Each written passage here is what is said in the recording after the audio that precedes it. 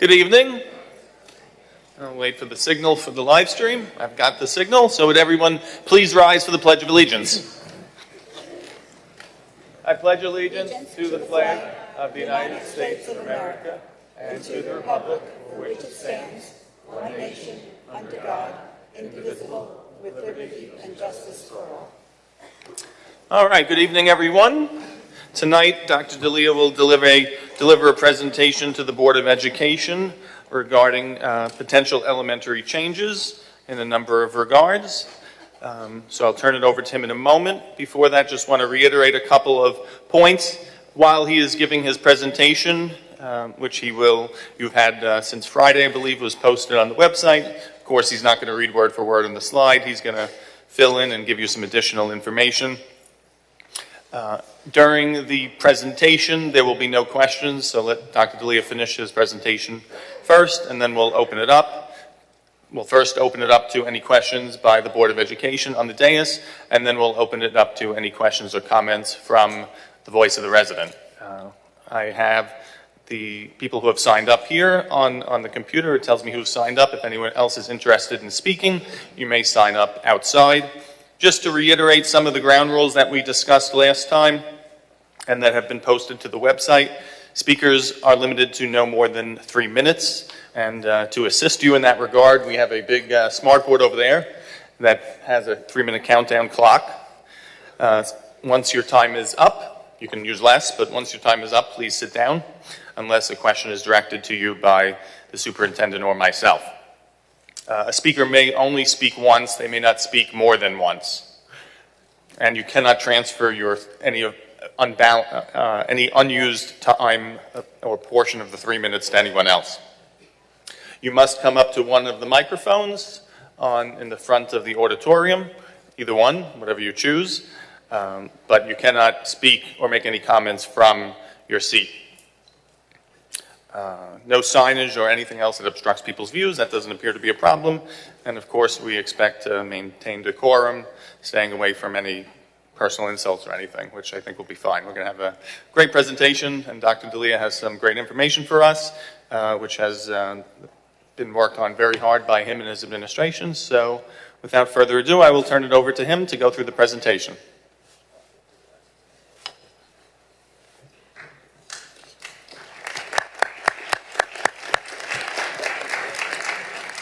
Thank you. I hope you'll clap at the end of the presentation, too. All right, I want to welcome everybody, everybody that's here, present, everybody that's on the live stream. Tonight, I just want to go over the agenda. We're going to review, like I said, I'm not going to go word for word. I don't want to embarrass anybody's intelligence here. We're going to go over the presentation. We're going to review the 4 options for consideration. We'll talk about next steps. And as Mrs. Ciapetta mentioned, we'll talk, there'll be some questions from the board potentially, and then obviously anyone that's here, asking a question or comment to the board and myself tonight. I'm going to first start off by saying there are no changes for the 25-26 school year. I'll say that again. No changes for the 25-26 school year. I didn't do it for the ovation. I just want to make sure I said it twice so I know I can always say I said it twice. All right. 5 guiding keys for us tonight and through our long haul with putting these options together for the board. Pre-K. We want to make sure we have the opportunity in our community to provide pre-K for all students. That's very important to me and to the board. We want to develop a long-term solution to the portables. They were built in 96, 97, and, they're safe, they're healthy, they're fine, but we have to put TLC into them each year, and they do have a lifespan. They are temporary structures. They are not permanent structures. We also want to increase our inventory of our own South Huntington buses. Paying the vendor is what we have to do, because we don't have enough buses to take care of all of our students at this point. But that's something we're going to look to increase. Recently, Niche just once again ranked us very highly. They ranked us as the number 7 school district out of 61 in Suffolk County. We're very proud of that, and diversity plays a big role in that. And it is our strength here in South Huntington. And we want to maintain our diversity in all of the options. And we also want to provide a cost-effective option for before care and after care, because we're going to talk about some starting and end times changing somewhat, and we do want to be able to offer our community the opportunity to take advantage of it at cost-effective rates. All right, as I mentioned before, pre-K is very important for a number of reasons. First off, Memorial. You own that building. That building belongs to the school district. That building is very important to us to make pre-K a reality. This Board of Education is not looking to close the building. And that's been happening in recent memory here with Northport, Half Hollow Hills. They've had to close buildings. That's tough. I know it is. We're looking to take back a building and use it to our advantage for our young people.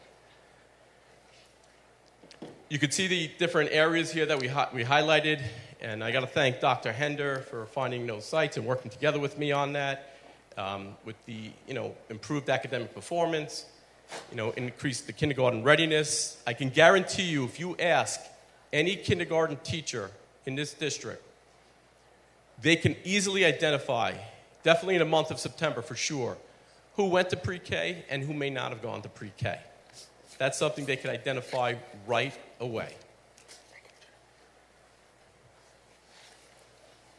Here are some other benefits of pre-K. Having our students here in pre-K, we currently have 60 students on a wait list. By having pre-K for all, there are no more wait lists. We can bring everybody in, everybody that wants it. And what's important to understand as well, we can put together a 5 to 6 hour a day program, and we could also, for free, and also be able to provide breakfast and lunch for free for our pre-K as well. We are part of the CEP program, which means that we're in the second year of a 5-year agreement with the state that we are able to provide free lunch and breakfast and lunch for all of our students. So we still have 3 more years left. So if we start this in 26-27, we will still have 2 years of that. And then we would renew. And chances are we probably would get it. I just can't guarantee that the government would give us a new 5-year plan, but I think we'd be in pretty good shape. All right, here's another piece that's extremely important. I'm going to take you right down to the bottom right number. Actually, go a little more to the left. The $1.79 million that were allocated, that comes from New York State. That's part of our state aid package. We receive that money, and that's what we have allotted for our students. And you can see what we utilize each year. And last year, we had to give back, or we couldn't utilize, $914,000. Now, we want to be able to get that money back and invest it into our young people in this district. That is so important to me. I will never back down from that statement, that it's crucial. We're able to get, many, I don't know how many districts that are out there. We started researching it, and there's very few that provide universal pre-K and public school on Long Island, and very few big school districts like South Huntington. So to me, this is a win we have to go after. Okay, the portables. We've been looking at them for a number of years. I was a principal at Maplewood. I started back in 2006. And, when I walked into the building, I was like, what are these? And they are, their classrooms that I said before are fine. Teachers actually love teaching them then. That's what I noticed right away in Maplewood. They never wanted to be moved out of there. Not that we were trying to do that, but they thoroughly enjoyed teaching in them. Students enjoyed being in them. But as I said earlier, those are temporary buildings. They're not permanent structures. And it's something we're going to have to entertain Now, we just can't keep kicking the can down the road and saying, all right, we'll deal with this 2 years from now. We really have to look at this, because we do put money into those portables to make sure they're safe. But it's something that is, we could look at a bond, but I wouldn't recommend it to the board. I know we presented a bond to the community back in 2019. It was a different kind of bond, I guess. There was a lot in there. But the community voted 2,700, I'm rounding off a little bit, 2,700 no, 1,400 yes. And the interest rates were pretty cheap back then. Today, inflation and the interest rates are pretty high. I don't think this would really pass. That's just my honest and educated opinion with this.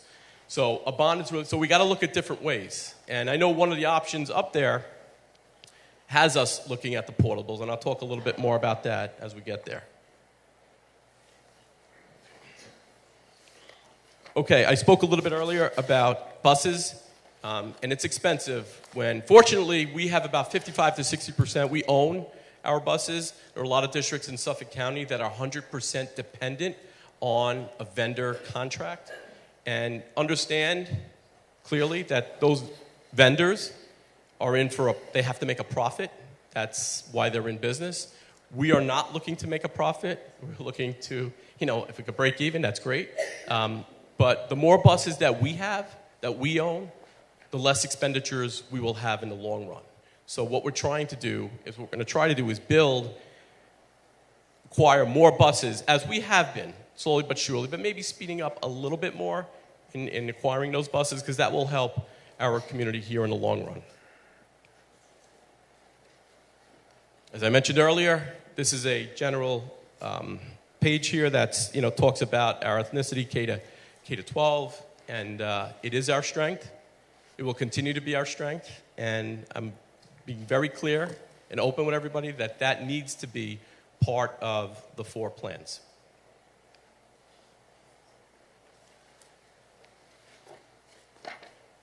Okay, as I mentioned earlier, we're talking about before care and after care. Right now we have scope that provides it for us, and it takes place at Countrywood and Oakwood. But if you're a Maplewood student and you're part of before care, you have to get bused to Maplewood in the morning, and then in the afternoon you would have to get bused to Countrywood, and the same thing happens at Birchwood and Oakwood. What we would like to do here, what I would recommend to the board, is let's do our own before and after care at all of the elementary schools, and let's make sure that we can staff it ourselves, and we could do it at a very cost-effective rate. I don't have pricing right now for you. I'm very clear, so I don't know if a question was going to come up with that. But we are going to look to make it affordable and worthy for our community.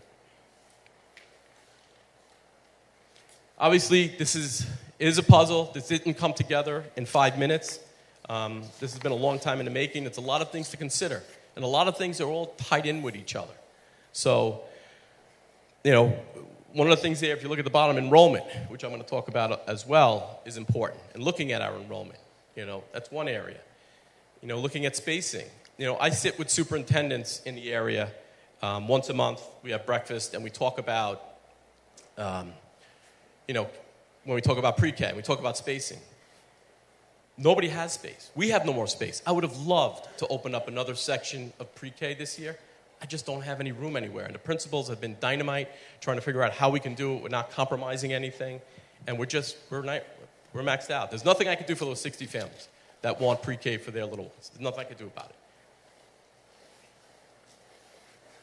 All right, we've come up with numerous options, even more options than what are up here.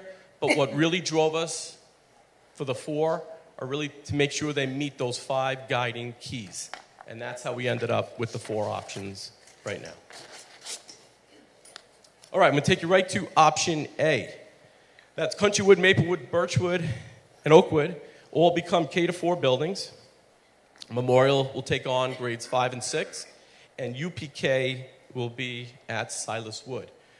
Now, the most important piece to look at is the right-hand side, looking at those numbers, those enrollment numbers. Looking at the elementary schools, that eliminates the need for us to use portables. There's no more portable usage based on those enrollment numbers.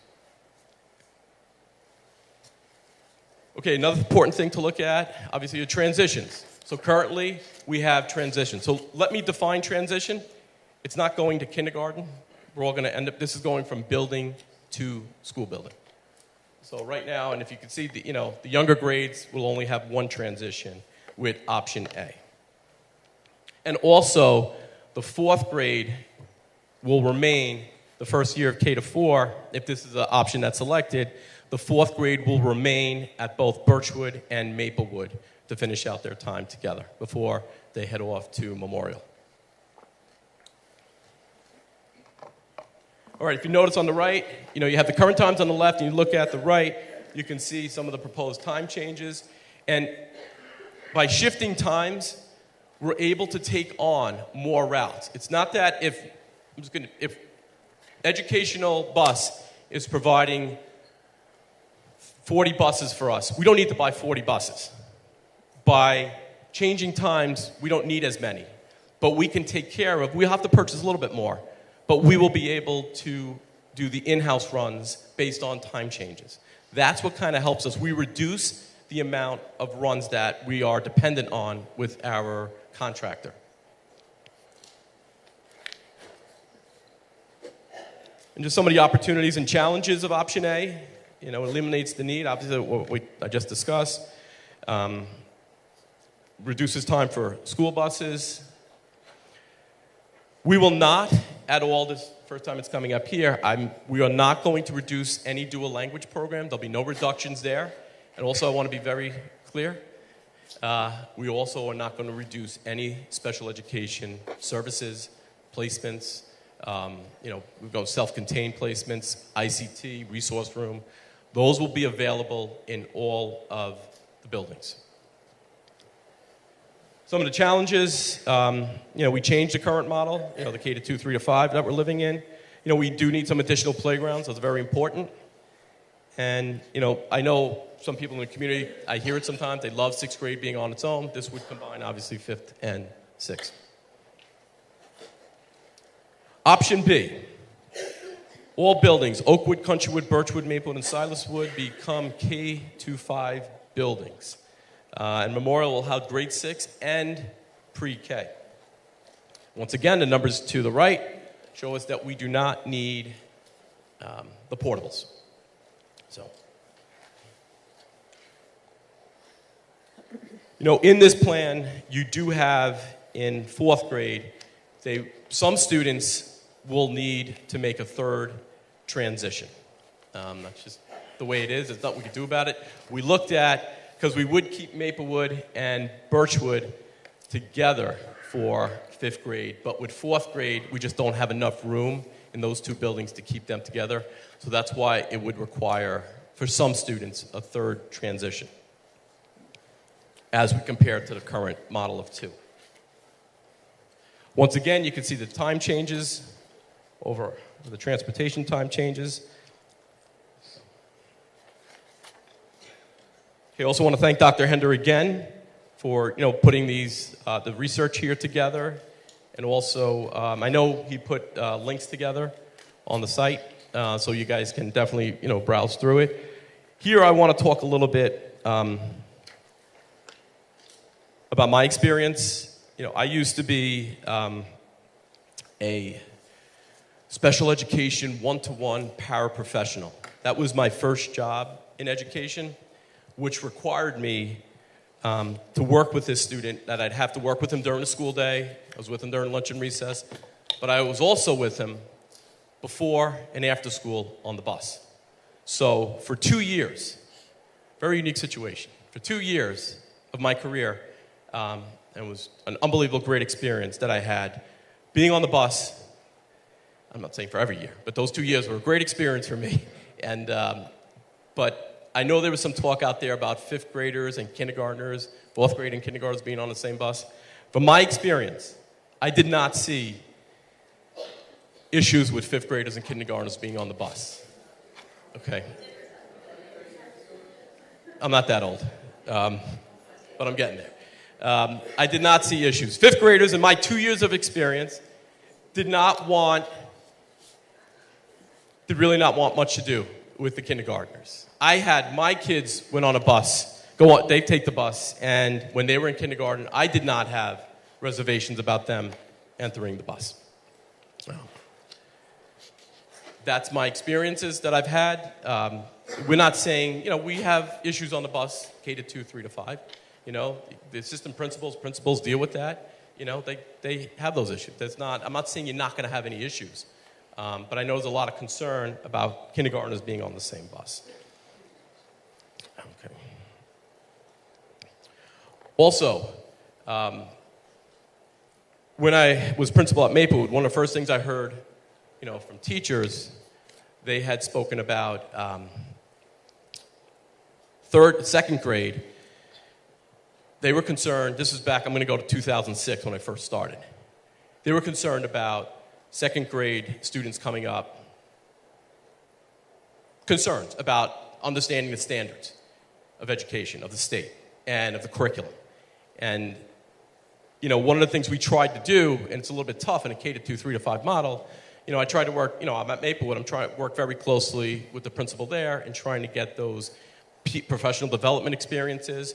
But it's hard because they ended an hour earlier than Maplewood, and it was hard getting everyone together and working on those things. And so, it became a bit challenging.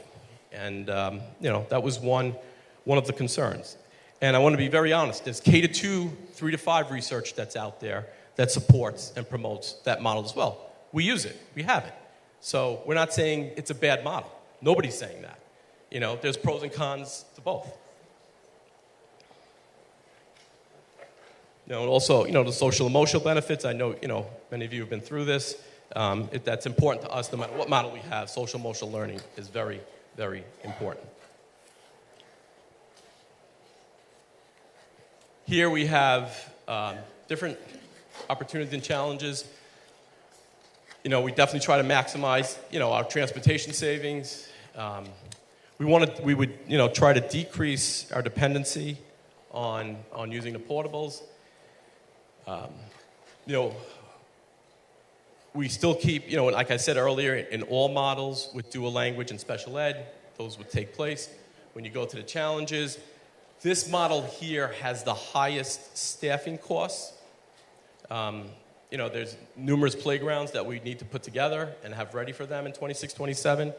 It obviously changes the current model. And students, as I mentioned earlier, in grade 4 have an additional transition. Option C, Countrywood and Oakwood remain as K to 2. Maplewood and Birchwood remain as 3 to 5.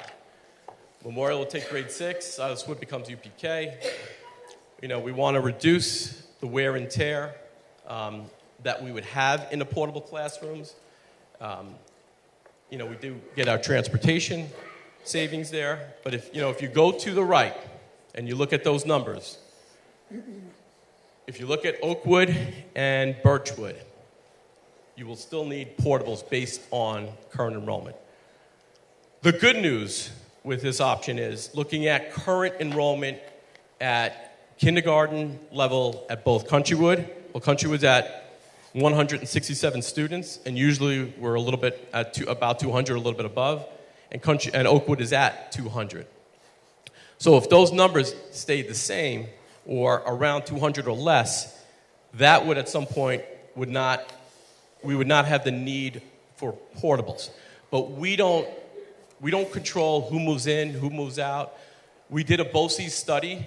The board requested I think it was about a year and a half ago, 2 years ago, and their 10-year longevity study for enrollment had us being pretty level all the way through, not really reducing. There may have been a slight increase over the 10 years, but here, year 1 or 2 after the study, we're seeing Countrywood has a little bit of a lower enrollment, and Oakwood is at 200. So you times those numbers by 3, you can kind of take away the need of the portables. But we have to be careful because if enrollment does increase, we definitely need to do something. It could be Oakwood, Birchwood that will need to put permanent structures together because maybe that area has more students enrolled.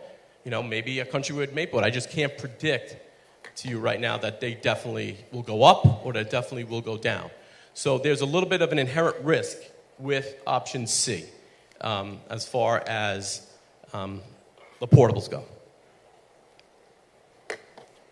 And in option C, it's obviously the same thing. It's the 2 transitions for each building, currently what we have now.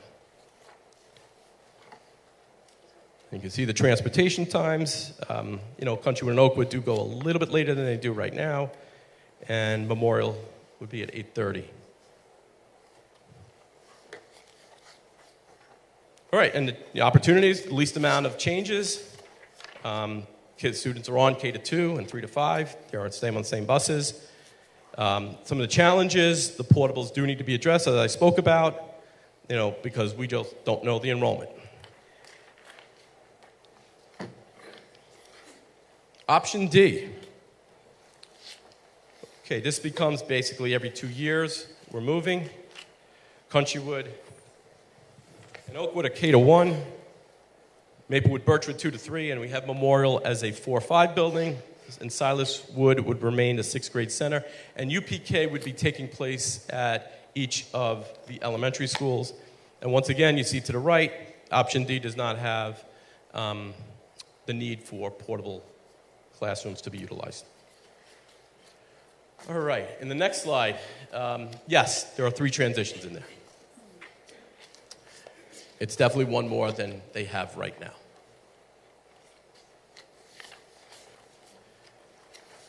And here you have, once again, the transportation considerations.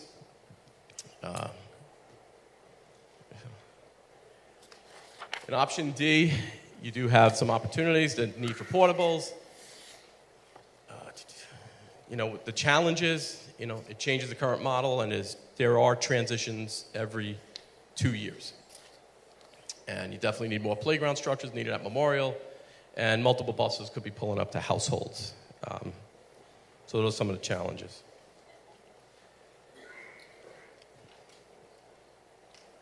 The comparison of all the options, and all options provide UPK. They address the needs with portables. When I go back to option C with portables, we just need to have a plan for that $20 million. How do we, or at least $10 million because 2 buildings may need it, or $5 million because 1 building may need it. So we don't want to be back. The last thing I want to do to this community is come back here 2 years from now with the same questions. The board's going to make a decision in time, and they want to do what's best for sustainability and longevity. It's very important to the board, not to come back here and talk about realignment 2 years from now. As I mentioned, the current levels of diversity, the before and after care, and also we do, because, yes, we own Memorial right now, we do not have any of our students there, so that does not give us the ability to collect any state aid from Memorial. We collect state aid from all our other buildings because they're filled with our students. Memorial does not, as of now, give us any state aid. So once students are in that building, we do collect. And it's close to 60% of if we put $1 million into Memorial for construction costs. I'm just using a simple number. We'll get $600,000 back over 15 years with our money because we have our students in the building. That's an important piece to understand. All right, as I spoke about a little bit earlier, the transportation savings, this is basically, in a nutshell, this is what it costs for us, and this doesn't, not including in this slide, the cost of the bus. But it definitely gives you a pretty big discount by allowing us to have our own buses, being able to take students back and forth compared to educational, what we have to pay out. So it serves the district well here to buy a few more buses, be able to, and listen, every 10, 12, 15 years, the Department of Transportation will designate a bus as obsolete, that you can't use it anymore, that can't be on the road anymore. So we do regardless. As you see with our past budgets, every budget that I've been a part of, I know we've always ordered school buses to replenish our fleet. We're just looking to see if we can purchase a few more buses to make it, something that can really benefit our district here in cost savings. Now, if they go electric buses, all bets are off here, because I don't know how we would afford, or how any district would afford, the electric bus mandate. That still has not, it's still there. So it could affect our budgeting this year at some point as well. We're still waiting to hear, but what that means is in 2027, next year's budget, if we're going to purchase new buses, they have to be electric. They're about $400,000 a piece. So, and they don't always work. So, but hopefully we're not there. All right, the $32,600,000, I want to explain a little bit deeper. What's incorporated into that number is 5 years of, we pay $5.8 million to, it's actually more. We pay a little bit over $10 million to Educational Bus Company, because that's what they charge us for our in-district runs and also our out-of-district runs. We are responsible for all private and parochial students that live in this district. We are responsible to provide them transportation, as well as if we have special needs students that are going to out-of-district placements as well. So the 5.8 is basically their portion of the in-district runs here. So you take 5.8 and times that by 5, and you also take the $900,000 that we have to give back each year, times that by 4, because this plan is not for next year. This plan is for 26, 27, and you add those two together, and that's what gives you $32,600,000. That's if we do nothing. We just keep going as businesses, and that's how we go about things. One thing that's very important to understand, if we just don't do anything for next year, we have the same amount of staff, no new program, we just keep existing, everything exists the way it is right now, and we go to next year, regardless, there is a $10 million increase. And that has to do with contractual obligations, that has to do with the employee retirement system and teacher retirement system contributions, that a big piece in healthcare. They've been going up in double digits for the last few years. Those are really, really large numbers. And just based on those, you're looking at $10 million. So I need to put things a little bit into perspective. And that's not just us. I mean, there's smaller districts, it's going to probably be a smaller number. But everybody's going to have that 4 to 5% increase from one year to the next, just if you kept everything the same. That's the cost of doing business with education on Long Island. Okay, so here, what I want to explain to you is the costs. You take that $32,600, that's what we're going to spend doing nothing. But if we choose a plan, instead of spending the $32,600, we'll be spending option A, 9.3, option B, 14.2, option C, 8.8, and option D, 9.5. In option B, the reason why you see a little jump there in that row is because there would be the staffing costs over the 4 years. That's why it's higher than A, C, and D, because there is a larger amount of staffing needed, because basically you're opening up a new school. When I go to option C, as I've been talking about, its potential of $20 million may have to be used to build new structures. If enrollment goes up in any of the buildings. If it goes up in all 4 buildings, you're looking at a decision to be made to spend $20 million on portables.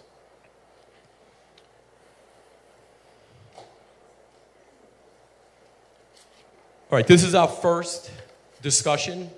It's very important to the board, having community input.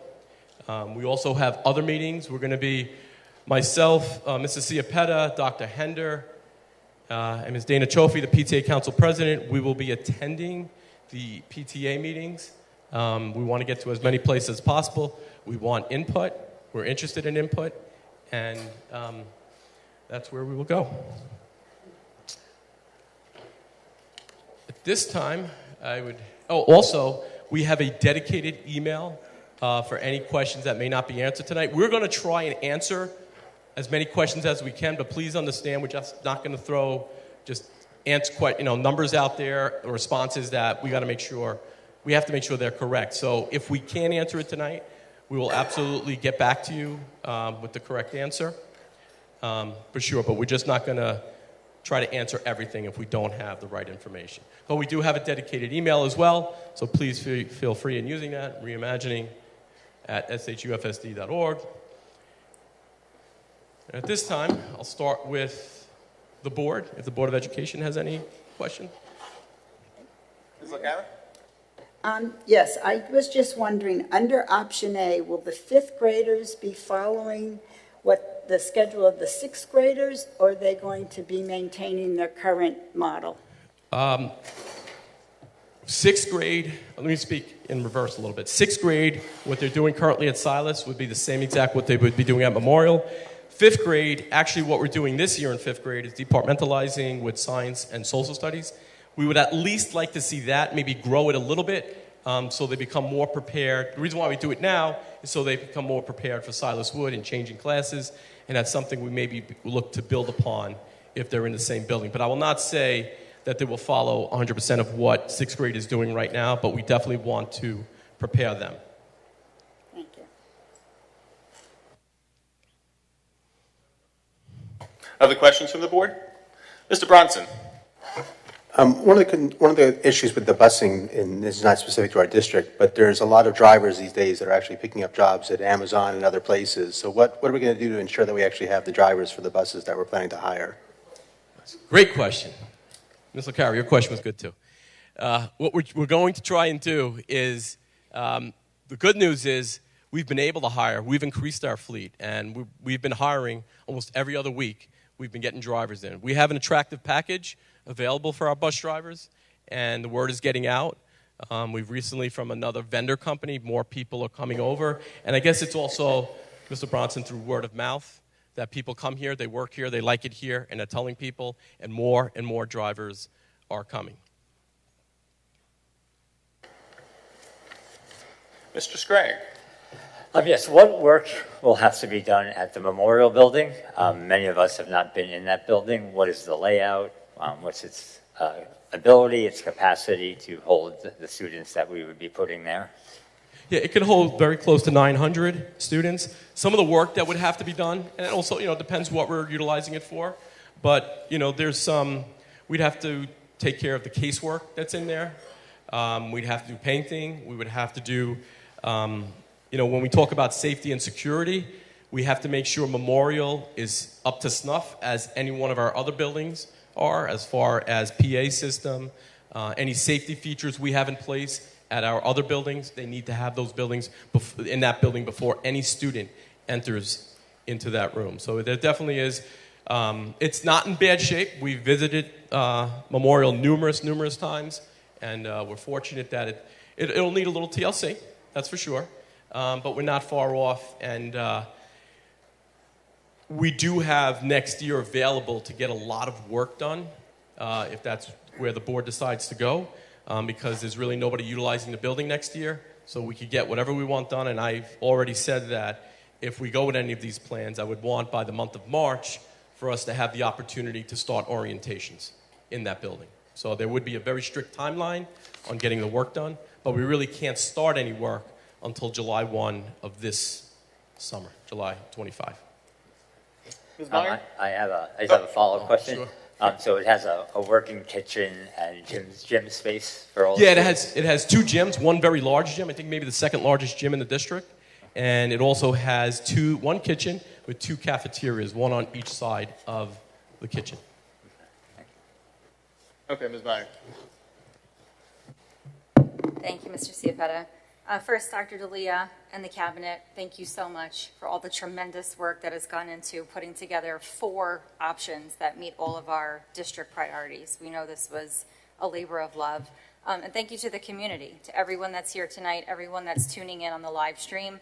We really appreciate that you're here not just to seek out information, but because you care this much about this district. So thank you. My question, Dr. D'Elia, is, in option C, you reference reducing some of the wear and tear on the portables. Can you talk about what that means or what that looks like? And in our 4-5-year projections, how much lifespan do we really think the portables have left? I know we see a decrease in kindergarten now, that will take years to carry through to places like Maplewood and Birchwood, and I know you've worked with, our architects and engineers, so would just love your honest opinion on that. I will be as honest as always. All right. Let me take your first question regarding wear and tear. Right now, in many of the portable classrooms, we have what we call homeroom classes. It's your child with, his or her teacher, and 25 students more or less, maybe a little less than that. What I would recommend in reducing the wear and tear would be, instead of having a homeroom class in there, would be to have maybe a reading support group, an ENL, because you have less students with the wear and tear in the room. Those services are extremely important. This has to do strictly with wear and tear on the room. I would recommend that the homeroom classes within 2 years would come into the main part of the building, and we would put those support services in those rooms. And it all depends, also what plan we pick and how quickly we'd have to do that. But we did, myself and Dr. Hender, we did visit all the buildings, and we tried to we spoke with all the elementary principals, looked at their map of the building to see, and listen, right now, Maplewood and Countrywood, we got a good shot. If we talk about next year and enrollment stays where it is right now, we would have probably a decent opportunity to not have to use the portables for homeroom. Problem is, when you get to Oakwood and Birchwood, not so much Oakwood, because that class is moving on. It's more Birchwood, because their second grade at Oakwood's pretty high with their enrollment. It's more Birchwood where we'd still have dependency on the portables for homerooms, as is right now. And lifespan, that's an interesting question. I know we have our architect here, Zaverio, who's been very instrumental with us. He knows this district, the buildings here and everything better than probably anybody. And we're putting TLC into them. We could keep them going for a little longer, but I just don't know how much longer, because then, we come to the point of we may not be able to use some rooms down the road.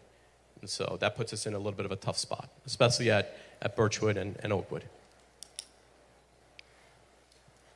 Mr. Scragg? Sorry. Do you Oh. have another one? Or? Yes, just one more follow-up question, just because, again, I'm unfamiliar with the memorial facility. When one of the options presents that the UPK students and the sixth graders would be in that building together, is it set up where they would have separate sides of the building? I can't imagine us having UPK classes and sixth grade science classes like in the same space. We were thinking about starting like a buddy system, put them right next to each other. But no, we're not going to do that. So what we would do if that option is selected, what we would do is there is a wing, the wing closest to Pigeon Hill Road. We would designate that area as the pre-K place. We'd have a separate vestibule. We'd have other doors that would kind of separate them. And sixth grade would be the rest of the building. But we also have to understand that's not the only area that UPK will use. We do want them using the library, using the gym. We want them to utilize those other areas as well. Listen, we're bringing UPK in. I want them to have the greatest experience possible. And we're not going to cut short anything just because we're worried. Somebody could be worried about commingling, not that you are. But I'm just saying that's not going to entertain our thought process here. We want them to have the great experience, but we will put them generally in a different spot. They'd have a different play area outside. So we want to give them the best experience possible. Mr. Biancasso? A question as well, piggybacking off Ms. Meyer's question about the portables. Option C, which a lot of it seems dependent on enrollment. Mm-hmm. And I know you mentioned that we can move the homeroom classes out, and that might eliminate some of the wear and tear. At what point do we start worrying about numbers where if we move like reading support classes in place of the homeroom classes, that we still have to address the issue of wear and tear? Because right now it's dependent on numbers that, aren't where they could be, but they're changing. And then the wear and tear option now might be an issue even though we move the homeroom classes out. Yeah, we don't solve the problem long term by doing that, but we do reduce the amount, of, wear and tear in that room. It's not a long-term solution. I'm sorry if I was clear with that before. It's more of a short term. Okay, thank you. Mr. Joyner? Good evening. Thank you, everyone, for coming out tonight. It's really great to see everyone. We really appreciate it, and we look forward to addressing your concerns and making sure that our district is happy and that we meet the goals that we set for ourselves as board members. So thank you again for being here. And I just wanted to ask a question about the memorial, the aid that will come through state aid. So you mentioned the numbers, well, what it would look like. So what is it in terms of the future if that changes? So, and what can we do as board trustees to assist in that effort as well, to state aid and how that works out? When you say changes, you mean as far as changes in state aid? Right, so we have a number that, you elicited in terms of what we would get once we have the students in there, and is there any possibility for changing that for the positive? Yeah, I want to get the community the best possible answer, so I'm going to give this to Severio, because he could speak to it exactly. Thank you. Good evening. Based upon the State Education Department's guidelines, they do a preliminary analysis of building aid units, or what they call a BAU calculation. So with whatever option the board decides to go with, we would then submit a preliminary plan to the State Education Department outlining and identifying all of the you can't hear me? All of the classroom spaces within Memorial, and then they would come up with a preliminary number for the BAUs. Once we get that number, we can work and see how we could reconfigure that to either increase that number slightly, or if changes need to be made. As far as what program spaces you're putting in there, we would work with the state. We would work with the state to make sure that we would maximize the building aid units for Memorial. What part, was there something somebody didn't hear, or? Yeah, could you just repeat that part so Sure. everybody in the audience can hear? The State Education Department has a calculation for building aid units, what they call BAUs.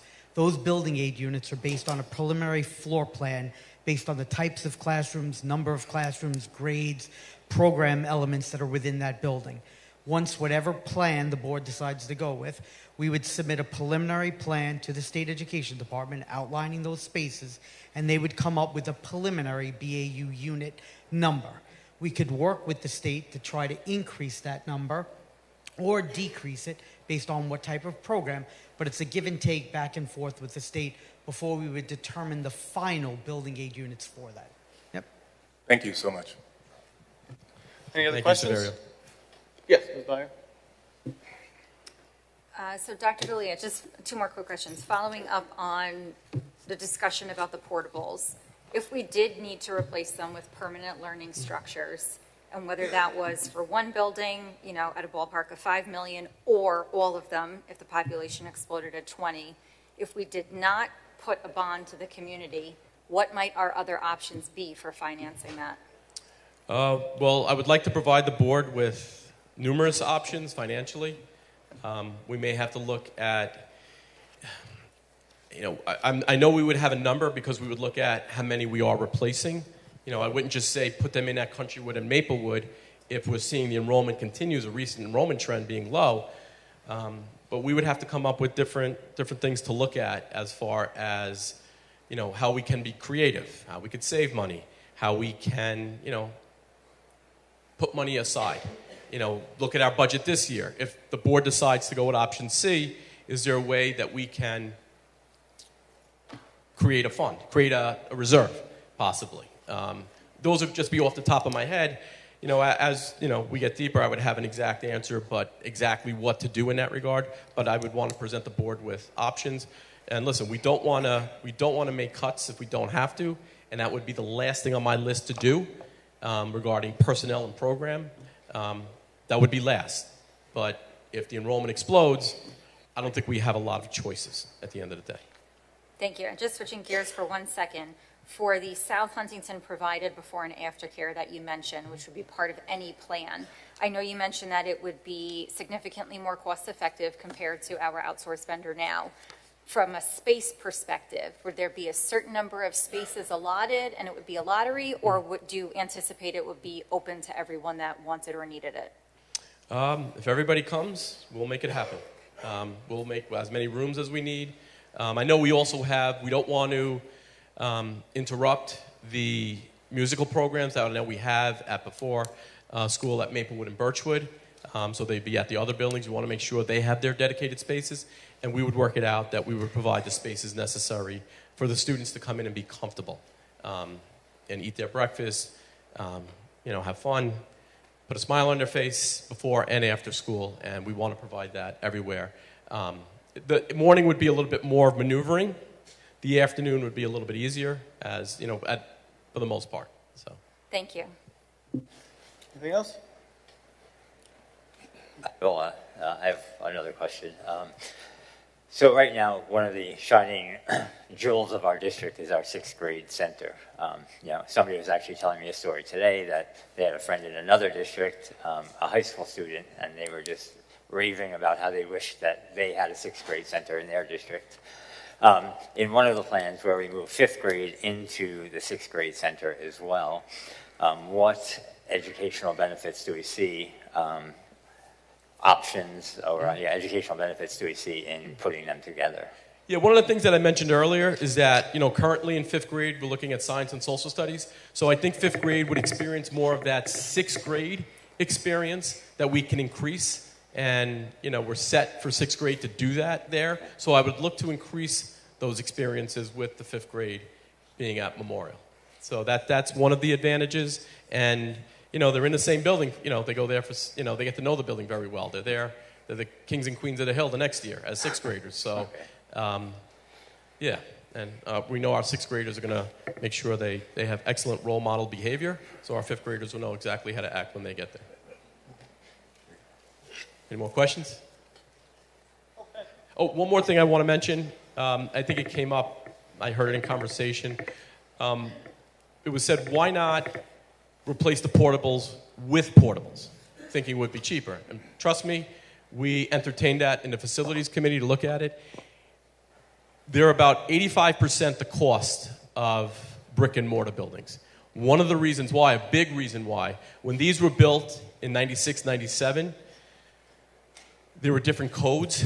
There are a lot more stringent codes now when you rebuild, and I'm not in construction, I just learned all of this, that's one of the reasons why the costs are very significant to put up a portable structure, because we were looking at ways at that being a potential option to look at putting up portables. It also creates another thing, though.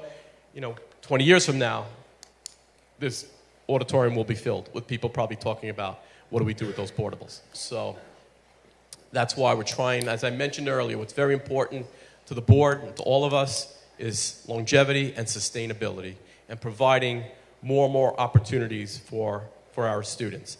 You know, the one thing I tried to do when I accepted the position of superintendent, I wanted to make it very clear to the board that I always want to, with my unbelievable team, to provide more and more opportunities for students. And in my fourth year here, I can absolutely happily say that we continue to do that. Listen, some of you are happy that we're in the top 10 at 7. I'm not. I want to be number 1, and I want to do whatever we can to get there. And that's I work in a great community here with unbelievable people, and there's a reason why I've been here 19 years. It's because I love it here. And, you know, we work together, and, you know, it's important that we do that. And I know we're not trying, the board, myself, we're not trying to make recommendations to put children in a worse spot. That's not what we're trying to do here. We're just faced with some decisions that we have to make, and we can't just keep kicking the can down the road. So that's where this is coming from. I hope the presentation, the Google Slides that we put together, you know, were informative, and we're going to have more questions. And if we can, as I said earlier, if we can't answer your questions tonight because we have to do a little more research, we'll absolutely answer them. And we'll get back to you. And if something comes up after this meeting that you didn't think of tonight, or time elapsed, please feel free to reach out to us via email. Contact my office. You call me. I'm more than happy to have a lot more conversations about this. Okay, thank you, Dr. D'Elia. Excellent job, excellent presentation. Thank you as well to our administration, who spent so much time working on these options and trying to find a solution to this. It's been a year-long issue, and thank you to the Board of Education as well. As you said, this is not a board that wants to kick the can down the road. Even if decisions are difficult that may need to be made, the board is willing to make them rather than to defer them for down the road when things are more difficult to make. We'll get into our comments and questions now. I will read 5 names out just so people know the order of them, and then we will take your questions. So if you can come up to the microphone. The first speaker, and this is the order in which you signed up, is Dr. Patricia Swanson, followed by Joanna Yanadi, Simone Bloom, Courtney Enderly, and Kristen Jeanette. So those are the first 5. Switch seats? Oh, yeah. I don't want to stand. Sorry. Yeah. I'm not feeling well tonight. I'm having a terrible day. Great. Yeah, I'm just not feeling well. I'm having a panic attack. So.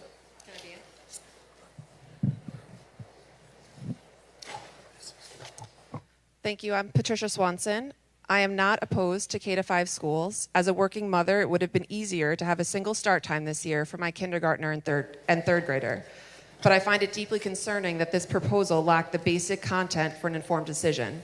If this is in fact the extent of information the board is using to make your decision, you would unfortunately be ill-informed. If there's more information, I cannot imagine why it wouldn't have been shared tonight with the people who will have to foot the bill and put our students in those classrooms, because people rarely wait to share good news. Slide 34 listed the portables cost at $0 for many of these options, but that must be a typo, as I'm assuming all of these proposals include tearing them down, since we are reimagining our highly rated school district because of them. What is that actual cost for removal? Additionally, and most importantly, the zones themselves, despite requests from many people over many weeks, were left off. I understand our entire area is racially diverse, but the economic diversity is not as well spread out. I invite everyone to do a Zillow search for home sales in the area for under $500,000 versus over $800,000 in the last 6 months. It's not as good as the census data I'm sure you as the board have access to, but it gives an idea of how hard it is to equitably place students based on distance to school in neighborhood schools and have a short bus commute. Children of lower socioeconomic status face higher hurdles to education. And in a district where a large portion of our programming comes from the PTA, these numbers matter. The district was quick to mention in the last 2 meetings that they are unrelated to the PTA, but yet post PTA events in their calendar and mentions them in every weekly update. I imagine how lopsided the distribution of wealth within the district could lead to unequal distribution of wealth within the PTAs and how that would look for our students. I hope that we aren't deciding that some children deserve less than others because it would make for a better bus commute. I implore the board to be honest with the community. Parents are your best advocates. Parents are your best advocates. You said tonight, Dr. D'Elia, you don't want to come back in 2 years and have to ask us again, which is why I'm asking you now for transparency so we can work together to be the best advocates for our students. Swanson, Dr. Swanson. Thank you, Dr. Swanson. In regards to the cost of tearing down the portables, it's about $250,000 to $300,000 to take them down. And that is incorporated into the $5 million per building.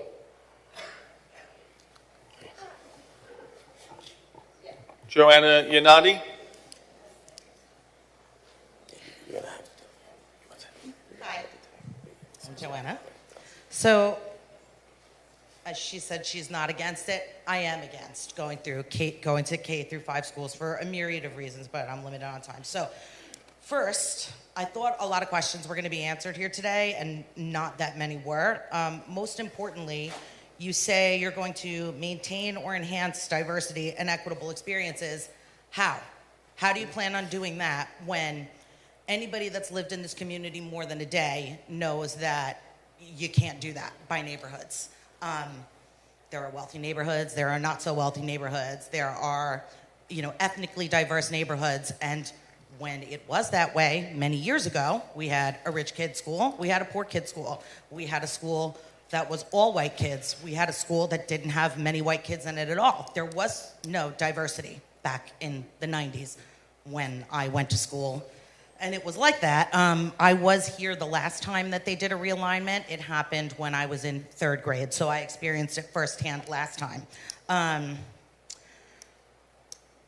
You say that, UPK is important. I agree UPK is important, but why realign a whole top-rated district for one thing? We have other buildings. Put them in another building, which I saw was one of the options. I mean, we're going to put the rest of our students at risk by making big changes just for that and to save a little money. It seems crazy to me.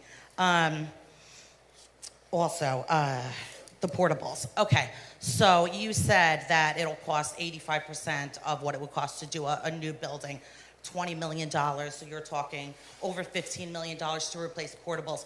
I mean, do we have can we see some estimates or something? That seems extremely inflated to me. I don't know how many we have, but they're really costing a few $1 million each for one of those things. That seems nuts to me. I'd like to see it. You know, if your kitchen floods and you report it to your insurance company, you don't just tell them it's going to cost $5 million. You need proof. I'd like to see some proof of what it's going to cost. I know Dr. D'Elia was talking about his experiences with busing in K through 5 schools. My experience with busing when it was K through, actually it was 1st through 5, when I went, it was not good. I remember to this day the 5th graders on the bus when I was in 1st grade and how terrifying it was. I am running out of time. So lastly, last time I was here on the 19th, it was said that the realignment was done last time to integrate the district, so we didn't have these issues. But when that was presented to us, or really my parents at the time, that's not how it was presented. It was presented for other reasons. That's why it needed to be done. So now here I am 30 years later, and I don't trust that there isn't an ulterior motive.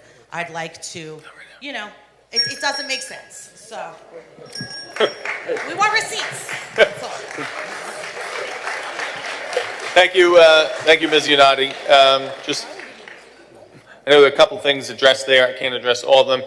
Mr. Belfiore of H2M is the one who gave us the estimate on the portables. I don't know, Severi, if you want to speak to that at all further.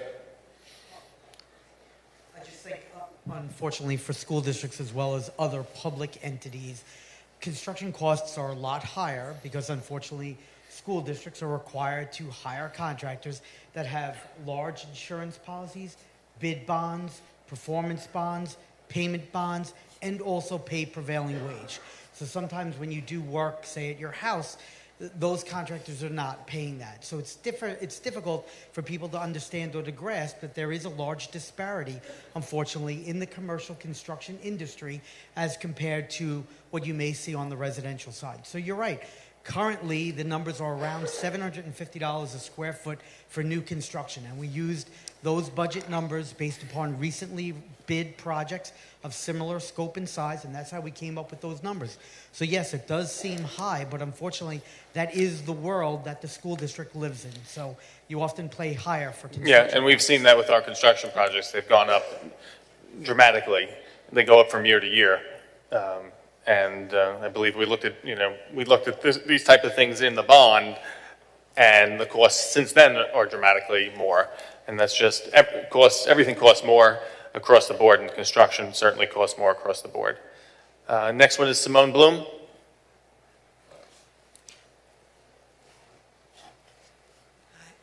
Hi, I just wanted to thank you very much. And I see your sincerity, and I really appreciate your sincerity in loving this district, and thank everybody here for coming. I think, just to speak for a lot of people that I've spoken to, I think a lot of the issue we have is we don't feel that there's transparency. Even in that slide where there's zeros across, the cost of disassembling the portables, the 250 to 500,000, isn't in there. It's not actually zero. We're not seeing the listing. Also, to speak to what you were saying about the bus, I mean, maybe that may have been true many years ago, but I know my kid, who was a 3rd grader and getting on the bus with 5th graders, was shocked. You know, the world's quite different now. So I definitely think that for kindergartners, it would be different. At this point, I'm neither for or against anything. I feel like we haven't been given enough information to actually be for or against any of your plans because none of it feels transparent. I also wanted to know whether you're very stuck on one of those 4 options. I spoke to Dan Feliciano today, who owns the Lean Six Sigma training, and he's offered to consult with the district for free, usually charges about $200,000. He works with the UN as well as presidential candidates. So if the board is willing, he'd be willing to come in, take a look at what we've got and see if it's best for the district. So I'd be wondering if you'd be interested in looking at other options or if we're fixed with where we are. Great, thank you very much. If you can email any information you have on that to our district clerk. I will do. Thank you. Yeah. Yeah, and I just want to point out that, I do believe there was a lot of transparency in putting up a 37-slide presentation on the Friday before. But to point out on the slide that's referenced, page 34, it's not talking about deconstruction. It's talking about the cost of new brick and mortar construction to replace the portables, which is zero. The deconstruction cost, that's not building new structures, so that's a separate cost. So I don't think it was misleading, but in any event, Dr. D'Elia provided the cost of that. Our next speaker is Courtney Enderly, then followed by Kristen Janess, followed by Tamara Rizzovato. Thank you. Hi guys. The hype of this presentation made me really hopeful that all the concerns that I brought to you in August would get addressed. Since we first met, I've lost count of how many times I was told, just wait, August 1st, or October 1st, just wait. You'll get all of your answers on October 1st. A few of us stood before you at a meeting in September with lists of questions and concerns. And the same things have been echoed by numerous people everywhere. All you had to do was just look and listen. We basically handed you everything that should have been included in this presentation. Things like, how will dual language be handled? Will ICT classrooms be at every school? Where will the zoning lines be? Will there be bus monitors if times and age groups change to ensure safety on the buses? Why haven't traffic studies been done? What will happen with teachers? Will any of them be split between schools? How will you support our current students through this transition? How will you make sure that everything stays fair and equitable between the schools? How am I supposed to pick which option is best for my kids when none of these options provided anything about anything I've been concerned about? Even the option that has the least amount of changes still requires more information than what we've been given. I understand we have problems financially solving the portables and transportation issues, but the answers to those problems shouldn't take priority over my child's education and their well-being. I should also know exactly what we're getting into with each option. Nothing I've seen here tonight gives me the sense that this was a well-thought-out plan, and I'm leaving here really disappointed that you weren't able to prove your ideas to be better than anything. So for what it's worth right now, I choose option E, which is none of the above. Thank you. Can I ask you, Ms. Enderly, if you just take 1 second? I did speak about dual language and special ed. I did mention that those programs would exist as they exist now. Okay. I don't know if there was something different you wanted. Can I ask a follow-up question? Sure, absolutely. Okay, so in some of the options, you would have less second grade classrooms per building, let's say. How many of those kids are going to be in dual language, and are they going to be stuck with the same classmates throughout their entire 5 years at that school? Same that goes for the ICT kids. I don't think you really touched on what schools those would be at. Will they be at every school? Yes. I don't have kids in dual language. I also don't have any in ICT, so I can't speak to that, but I do know that many people here do. And those are their questions. They weren't answered in the slides. Also, your presentation Friday was different than the one that you presented tonight. I printed it. All your references are different, so I'm not able to... No, we got a little bit more deeper into them, so we want to provide more for the community. So I wasn't able to do that research, though, because it's different. Okay, well, you have it now, correct? And there's no decision being made tonight? Okay, this is input. No, And I see my that, my promise to the community is dual language and special ed, yes, there'll be smaller sections, but as they exist now, they will exist moving forward. Okay. And yes, there will be less sections on a grade level. That's, if you go to, using some of the plans. I'm going to leave those questions to everybody else, but thank you. Thank you. Next up, Kristen Janess.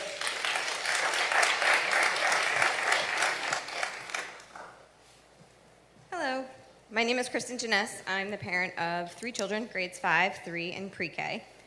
Thank you for this evening's presentation, though I also admit it was not what I was expecting. Since the rumors leaked last spring, and including the announcement Mr. Ciapetta made at the June 5th board meeting, the only proposal option we've heard anything about is option B and switching over to a K-5 model. It's the one that everyone has said is a done deal, and it's the one that the community has largely been trying to understand in terms of rationale and potential impact. I thought tonight would be where you shared with us all the details of that plan, and I thought tonight would be where you answered all the questions and addressed all the issues that the community has been raising these last several months. I have a running list, and it's currently 5 pages long. No votes should be happening until all of those questions are answered. Instead, tonight's presentation makes mention of all these other options, and I think the community deserves to know, are these options seriously being considered? Or have you already somewhere behind closed doors deemed them all less than viable and really are just trying to appease us? Because that's what it feels like. I worry that you are just feeding us a bunch of information, but that you still will do whatever you want. And that is what months of rumors and poor communication and seeming lack of transparency leads to. Mistrust, unease, confusion. As a community member and as a parent of kids in the elementary schools right now who stand to be most immediately impacted, I really just want to say again that I am strongly opposed to option B. According to this presentation, option B is clearly the most disruptive and is a major overhaul to our system. This option is least likely to allow for maintaining and enhancing diversity. It's the most likely one to create inequity and disenfranchise members of the community. All of our buildings are really too small to house that many grades, especially Silas, and the families who move to Silas will be faced with multiple challenges that other schools will not experience. All new administration, all new teachers, all new building staff.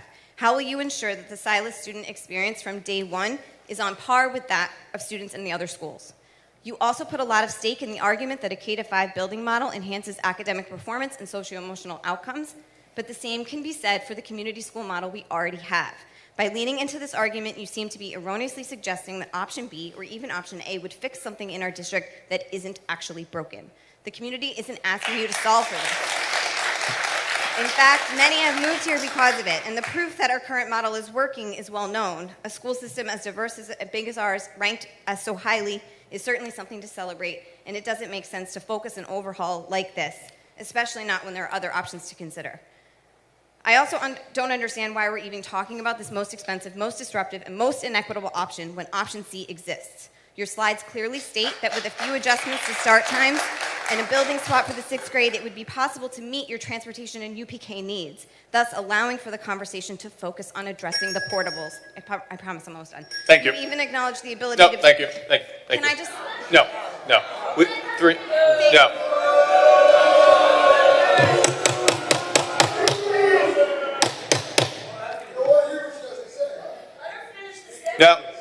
Listen, we have a 3-minute rule, and the 3-minute rule...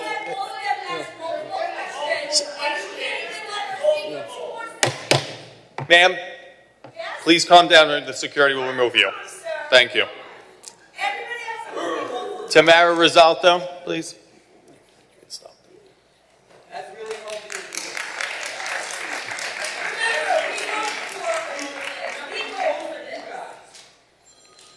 And we have a 3-minute rule so that everybody, we have a list of 26 speakers. I'm going to make sure that all 26 have the courtesy of being able to be heard tonight.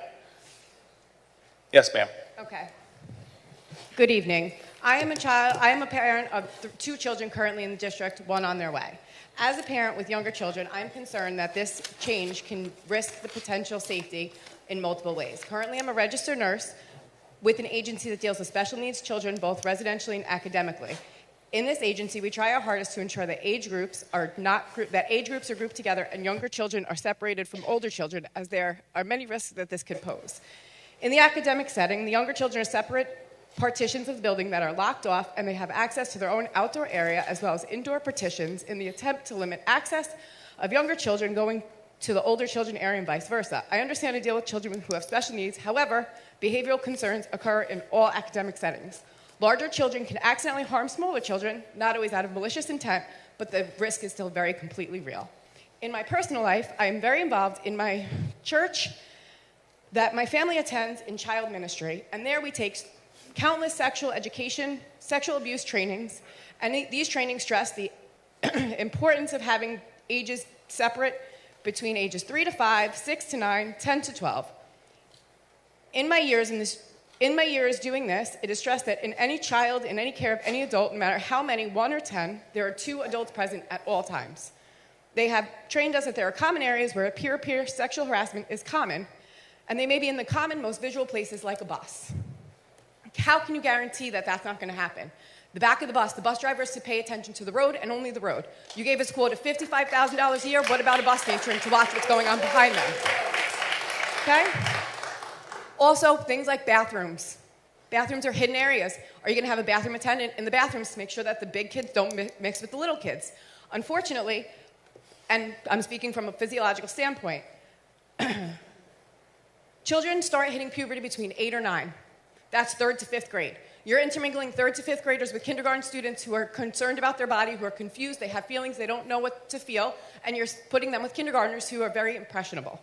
My son is in kindergarten, has come home doing a 1st grade, who's come home saying some outlandish things from 2nd graders on the bus, possibly because they have older siblings or access to social media devices and tablets and things that, Mr. D'Elia, like you had said, 20 years ago, there was not an internet at everybody's hands that a child could research something like an inappropriate term that my son came home from the bus saying the other day. So I would like to take that into consideration. Are you going to hire matrons? Because that then makes your $55,000 go to like $80,000, $90,000 very easily. So how can you guarantee the safety of our younger children intermingling with our older children who 20 years ago did not have this device right here that could tell them anything that they needed to know? Thank you.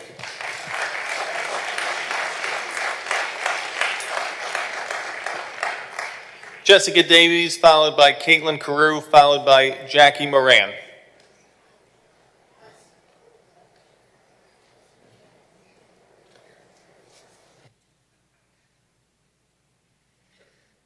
Good evening. I'm not going to take a lot of your time because my feelings very much are echoed by the people that have already spoken, but I have one simple question. Where can I find the proposed zoning lines that the board used to create the precise projected number of students on the slides that were presented in each of the options, and why isn't the board sharing them with the district openly as part of the presentation? How were these numbers created when on one slide there's only a 9 student difference between a K-4 building and a K-5 building? I mean, this is the first presentation. We never said we were finished. There'll be more, most likely more presentations to come, and we get more. I understand that, but I also believe that numbers weren't pulled from a fishbowl. We're not. So on what information is the district proposing numbers for K-4 buildings and K-5 buildings? There have to be zones that are proposed. Where is that information, and how can it be found by the public that's interested in it?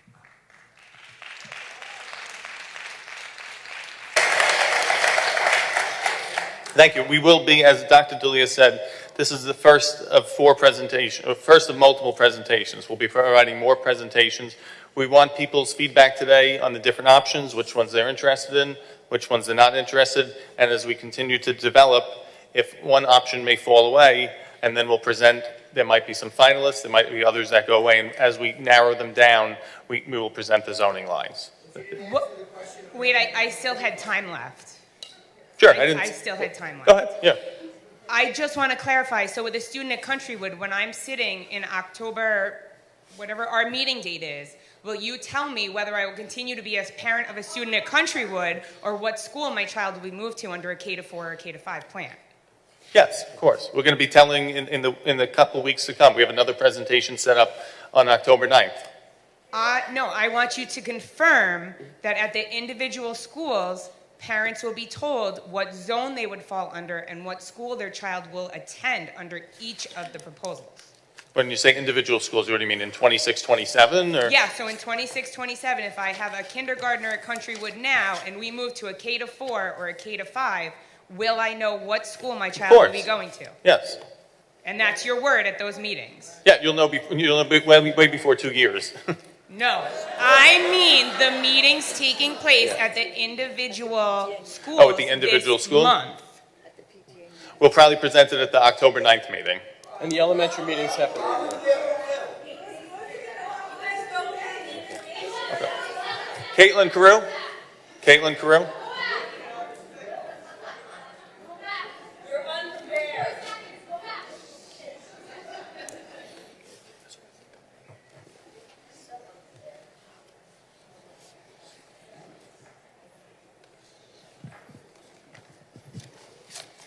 Hi, my name's Caitlin Carew. I live in the district. I have 2 kids, a 7-year-old in 2nd grade and a 2-year-old. My questions revolve around the UPK. On slide 10, you had before and after care listed for like UPK to 5th grade. And then on slide 31, it said before and after care just for K to 5. And UPK would not be included in that. UPK, if I can answer that? Yeah. No, UPK would be available. UPK would be available in all the models at all the buildings. I'm no, sorry. would the before and after care be available for the students in UPK? Yes. It would. Yes. Okay. My other question is, like, especially now, I know other local districts contract out to CBOs for their UPK, community-based organizations. I know, like, Northport, East Northport, they do 5 different preschools, and they send their kids there. Huntington has most of them in-house, but they do contract out a couple of classes to the YMCA for their overflow students. Why don't we do that? I know we already contract out to Scope to provide the teachers and the staff. Do we lose? What is the cost difference between housing a UPK class at a local preschool versus in our school and paying another company to provide the teachers and the staff? We believe we can provide it at a more cost-effective rate by using our in-house people.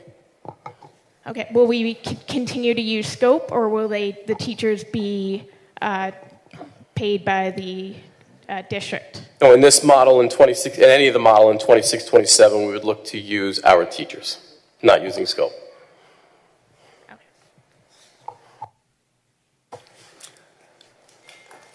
Jackie Moran, followed by Joan Boehm, followed by Claudia Ferreira.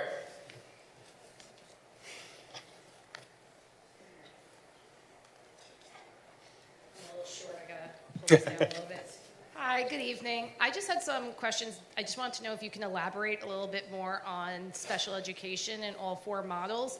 And I know you had said, and I appreciate it, I know it's already been covered, but that special education is not going to change at the same level. But mathematically, I'm having trouble figuring out how that's going to work. My son's in 2nd grade in Countrywood. He's in an integrated co-teaching class. There's only 2 integrated classes at that grade. So if you're going to spread the 2nd graders across 5 buildings, how are you going to still ensure that we still have the same number of ICT classes, same number of related services? And I'm not a parent of someone with self-contained, but I can imagine they have similar questions. And just to follow up on that, I know other districts with a K through 5 model have almost like a special education school, and the kids have to be bused away from their school. I just wanted to know if you see that as an option, as something that's going to happen to our students. No, in any of the models that we're looking at, we're not looking to bus students. As far as if we look at a model in a K to 4, K to 5, where there may be, let's say, 4 sections on a grade level, 1 or 2 could be ICT, 1 could be dual language, 1 could be general ed. And it's hard to answer that question now as far as exactly how it works out and looks, because we still have CSEs that have to take place to see how many students we have in what building, but it may involve some staff members traveling that offer support services. They may have to go from one building to another to provide that support. But to say exactly what that looks like, we kind of still have to wait and see, but we would not reduce any program service and not have to bus students to other locations. Okay, thank you. Thank you.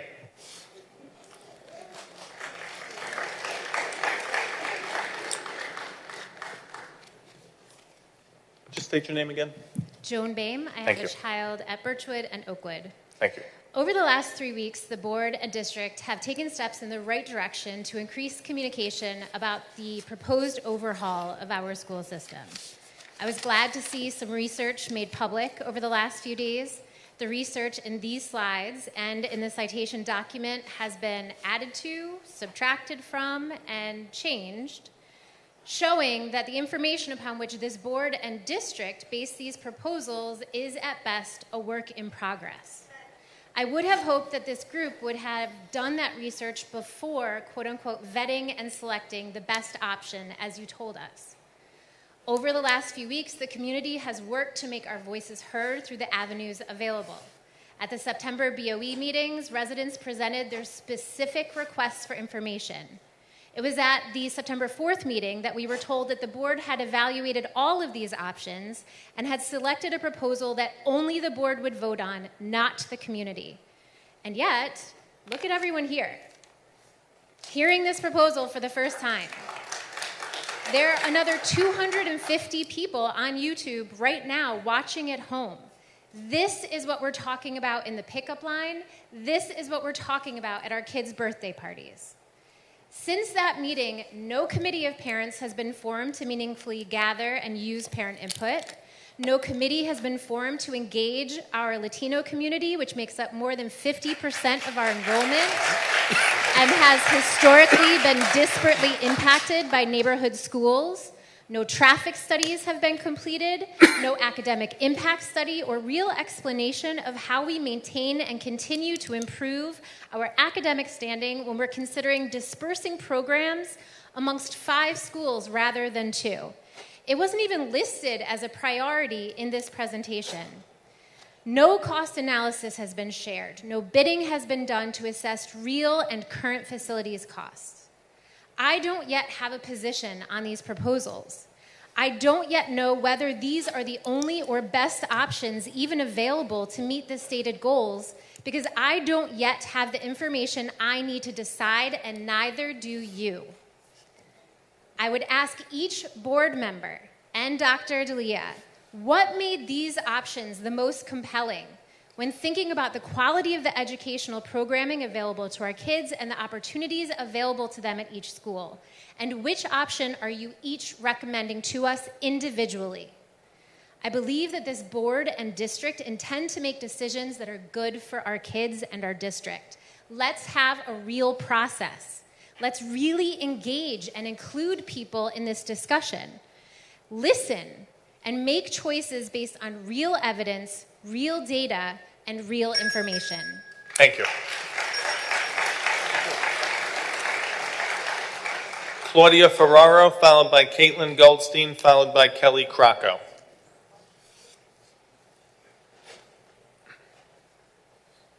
Good evening, everybody. I have 3 kids in the district currently, a kindergartner at Oakwood, a 3rd grader at Birchwood, and a 6th grader currently at Silaswood. All of them are involved in the dual language program, but I want to just state first, you mentioned Dr. D'Elia and touted those niche ratings, and we've been moving up every year, and it's fabulous. But it's fabulous probably because of the way the district is currently laid out, and so if we'd like to keep that, why are we making changes or reimagining something that doesn't need reimagining? As far as the dual language program, my main concern is sort of echoed by some of the other folks. You said that your objective is to maintain that program. The way that that program is sold to parents is that it's a 50% English language learning group and a 50% Spanish language learning group. I know that that's not the truth. My kids are involved in it. My 6th grader is still in the program. I love it. I think it's one of the best things about South Huntington. I don't think you're able to maintain that in a K-5 or K-4 model. Absolutely not. My kindergartner this year is one of 5, I would say, Spanish language learners in her class. I can identify based on the room. On the first day when I went to school with her, I spoke Spanish to a little girl in that class. If you break up into 4 or 5 K-5 schools, there is no way that that model continues to work. And I can guarantee that most of the Spanish language learning families will pull their kids out of that program. Because as a one of 5 English-speaking children, it's not a great feeling already. And then to be mishmashed through and be maybe only with the same 24 kids for 5 or 6 years, more people are going to move out of it. And that crown jewel of this district will go away. Additionally, you mentioned that we are moving out of Memorial and you took that space back. What is the rental income that the district has given back from not having that space versus the $900,000 that we're going to get for the UPK space? You mentioned that Countrywood and Maplewood potentially have lower enrollment. Is there a way to possibly just shift those lines a little bit and so then you can have equal enrollment at both of those 2 school models? And that way, you don't have to use portables in either. That way, Oakwood and Birchwood and Countrywood and Maplewood maintain the way they are now, and that seems to be the least disruptive. You also mentioned that buying buses is less costly. If we, at some point, they move to that electric model, $400,000 seems to be a lot. When the bus is deemed obsolete, how many buses are we buying at $400,000? And again, with the bus matrons. And then if the UPK teachers and all of these 5-year projections, teachers cost money, and you mentioned that inflationary cost of the retirement system and the healthcare system, it's not a 5-year cost, it's a lifetime cost for every staff member. So if it's UPK, if it's K through 5, if it's high school, I don't care what it is, it's the community that is paying those salaries, those pensions, those health insurances for the life of it. That is more than $20 million to the cost of fixing those portables. Thank you.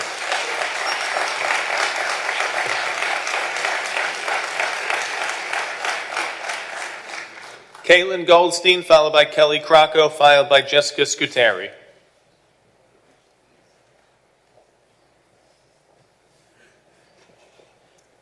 Good evening.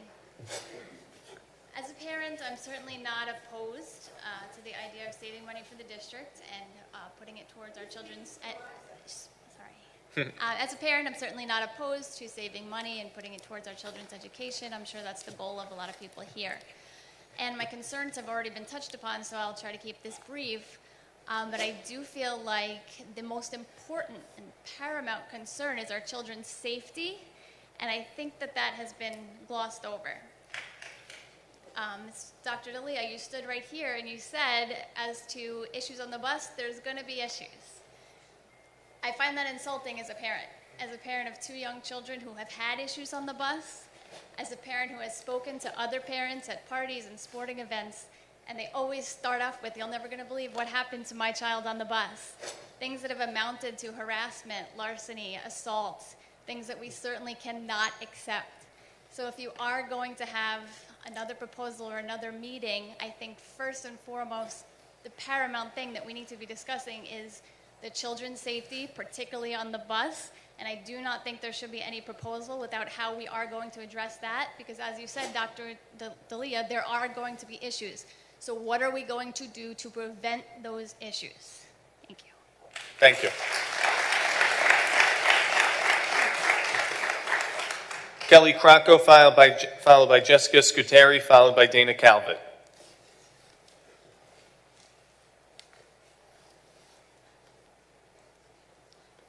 Printer didn't work. I have to use my phone and I can barely see it. Good evening. My name is Kelly Crocco. I'm a lifetime resident with 3 children in the district. One graduated in 2023, one's in 11th grade, and our third is a 5th grader at Maplewood. My husband and I are proud alumni, and we went through South Huntington for K-12. I have 21 years of teaching experience in this district, and I've been lucky enough to teach in many different grade levels in many different buildings. And I currently teach at Maplewood Elementary School as an AIS math provider and a math coach.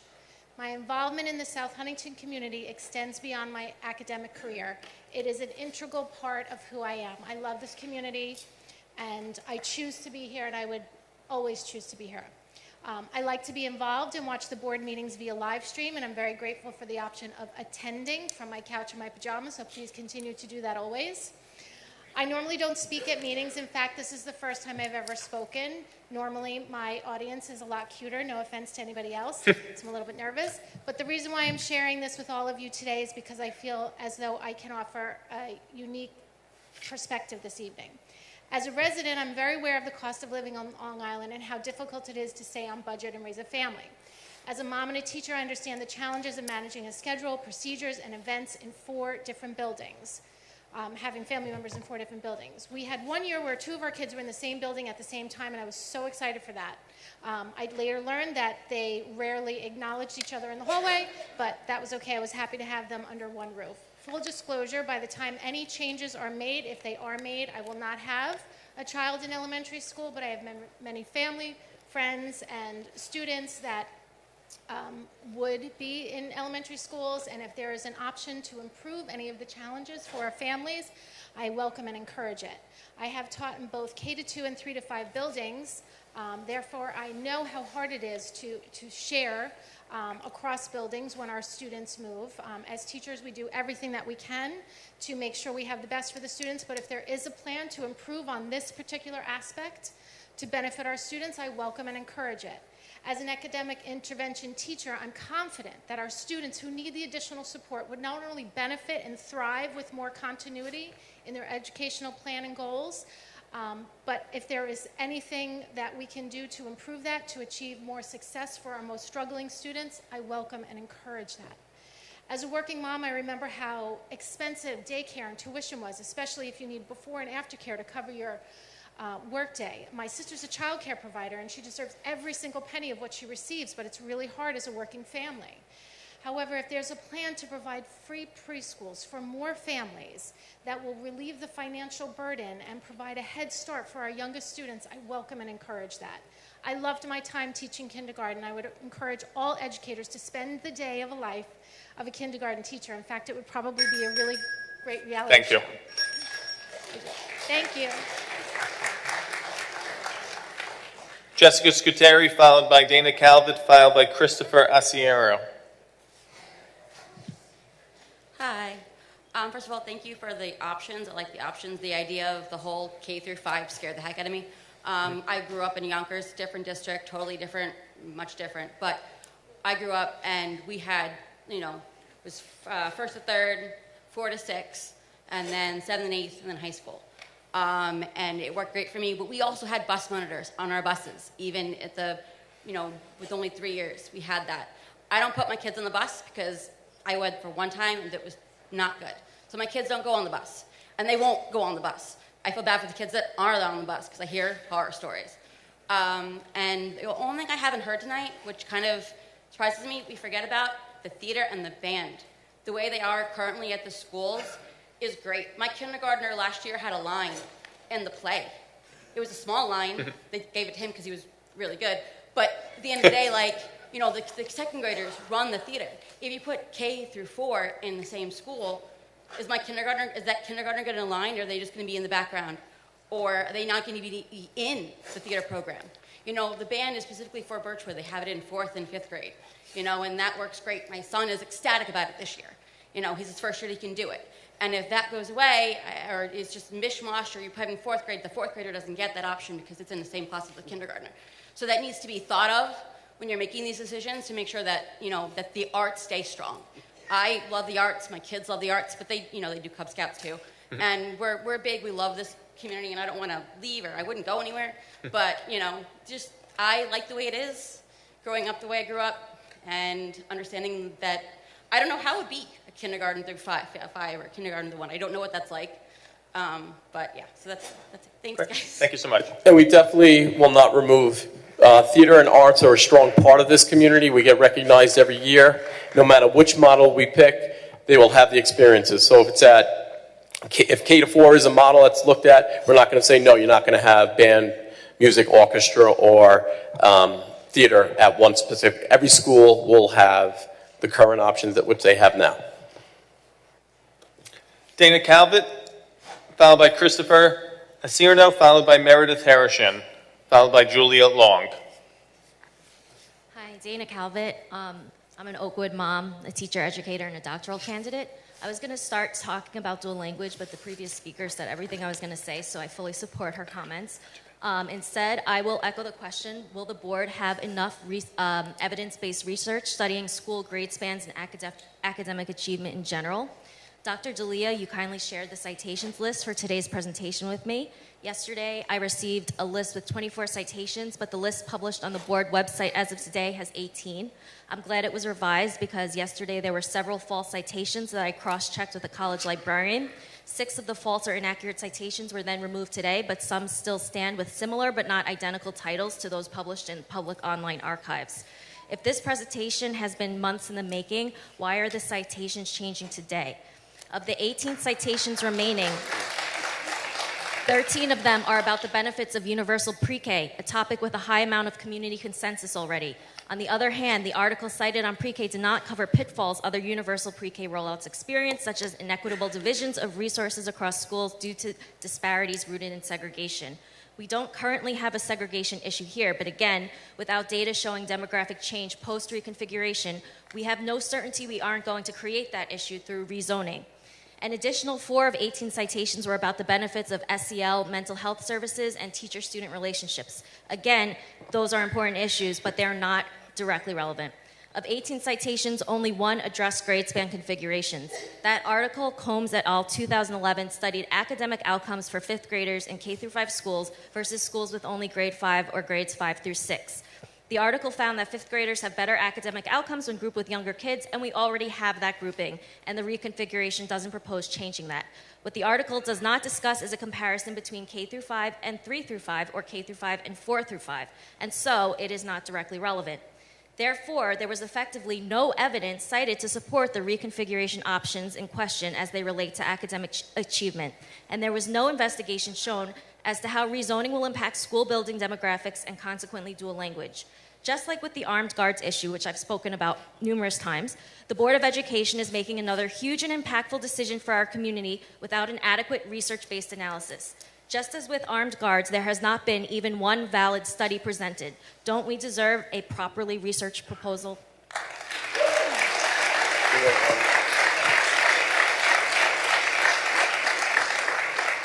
Thank you, Ms. Calvert. Next speakers are Christopher Asierno, Meredith Harrison, Julia Long, Dr. William Sherman, and Angela Martin.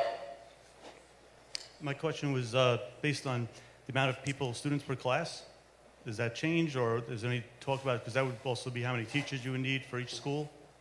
So was the class size? The class average size would remain the same, but as I meant, yes, it would. But as I said in option B, we would have to hire a lot more teachers, additional staffing, to make sure we can stay within the current class size average.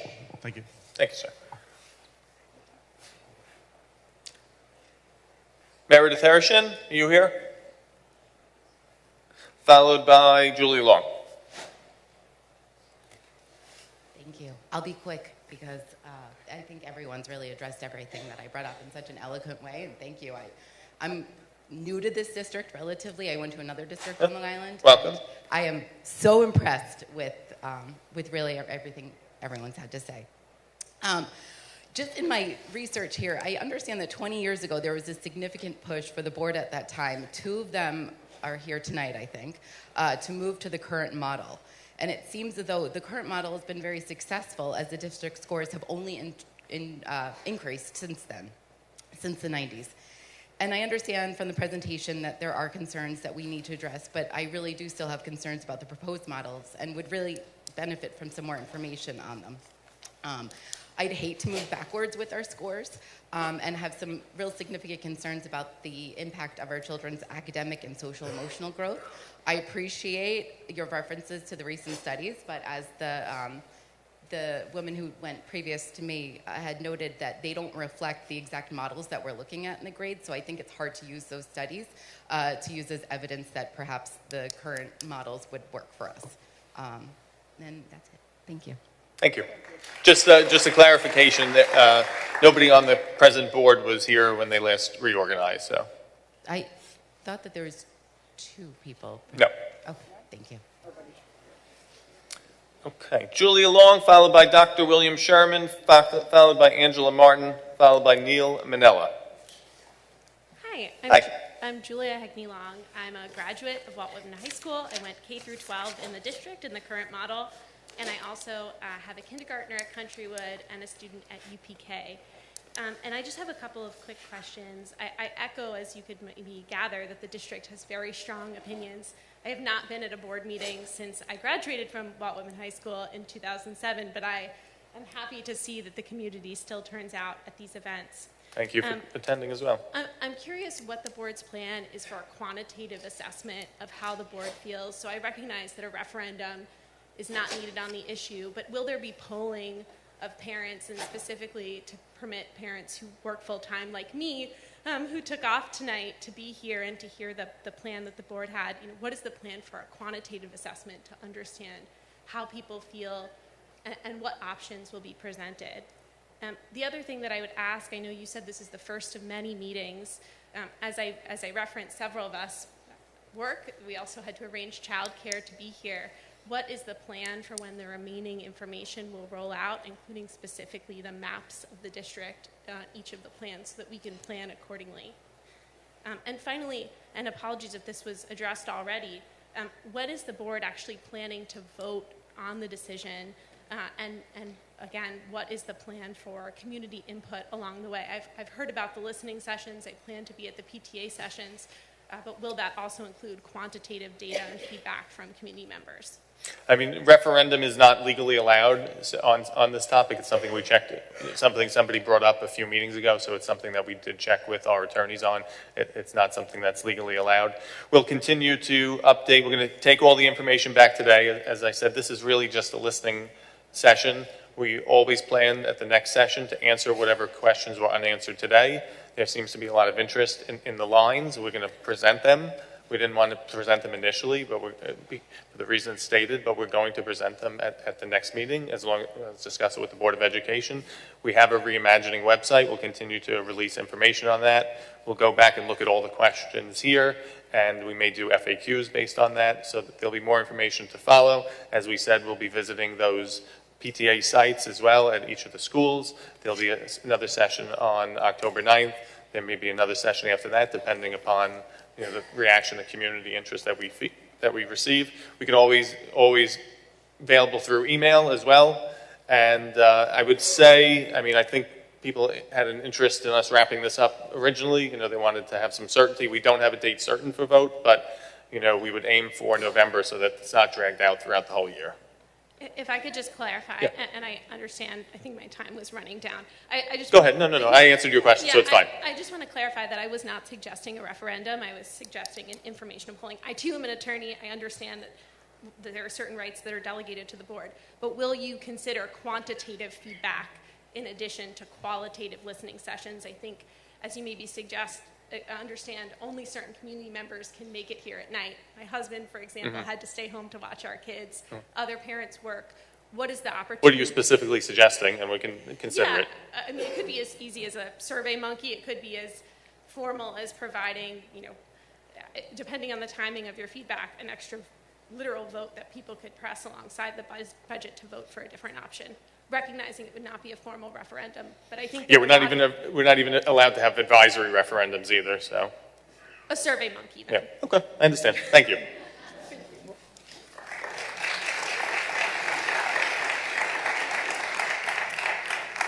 Dr. William Sherman, followed by Angela Martin, followed by Neil Minella. Hi. Good evening. Good evening. Thank you for your time. My name is Bill Sherman. I have 2 kids in Oakwood and one in Birchwood. And I just wanted to try to get a sense of what the numbers are in the presentation tonight, because I didn't really follow entirely. Okay. So you gave a 5-year plan of if we do nothing, it was $32 million. And option A, the 5-year plan, was $9 million, 70% less. And I didn't understand teaching the same number of kids in essentially, one extra building maybe. Where's the 70% savings coming from? You mentioned something about $10 million extra something. Is that $10 million not include? Is this an apples to apples comparison, 32 million to 9 million? Or is there a huge thing that's not being mentioned in that 9 million?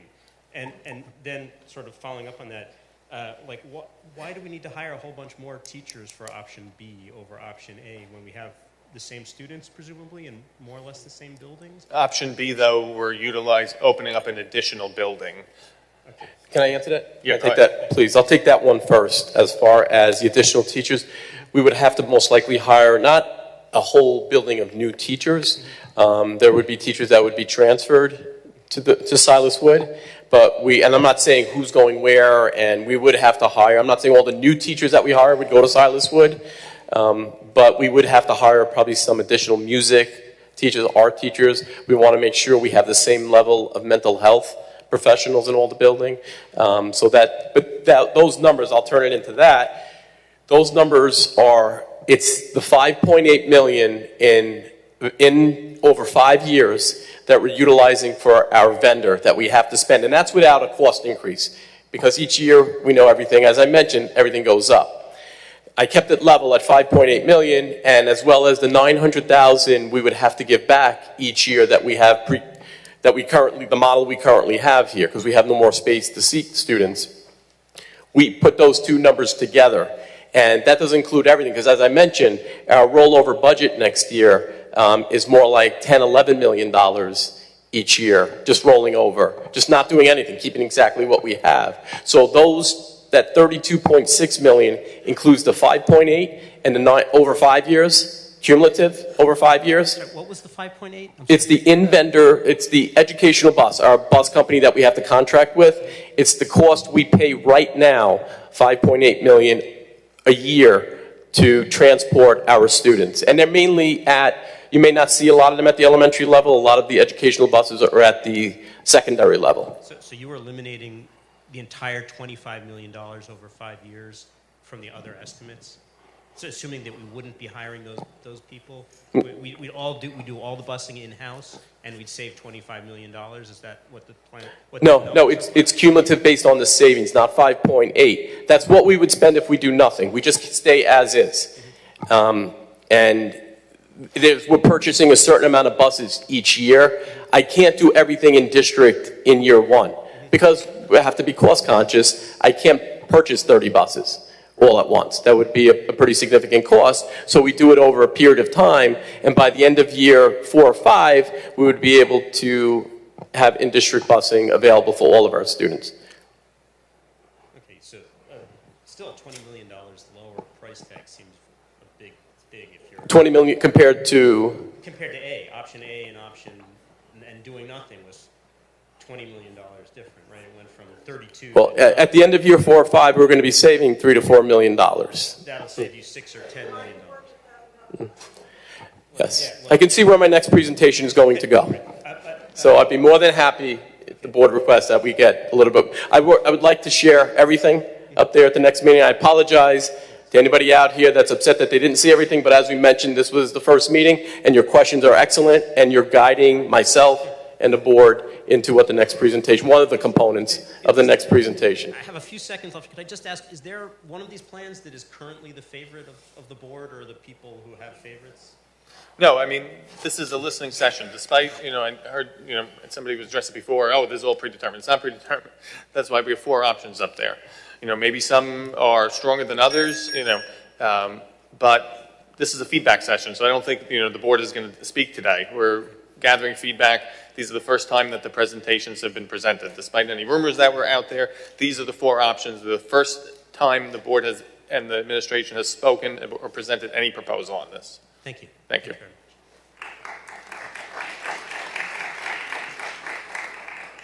Angela Martin, filed by Neil Minella.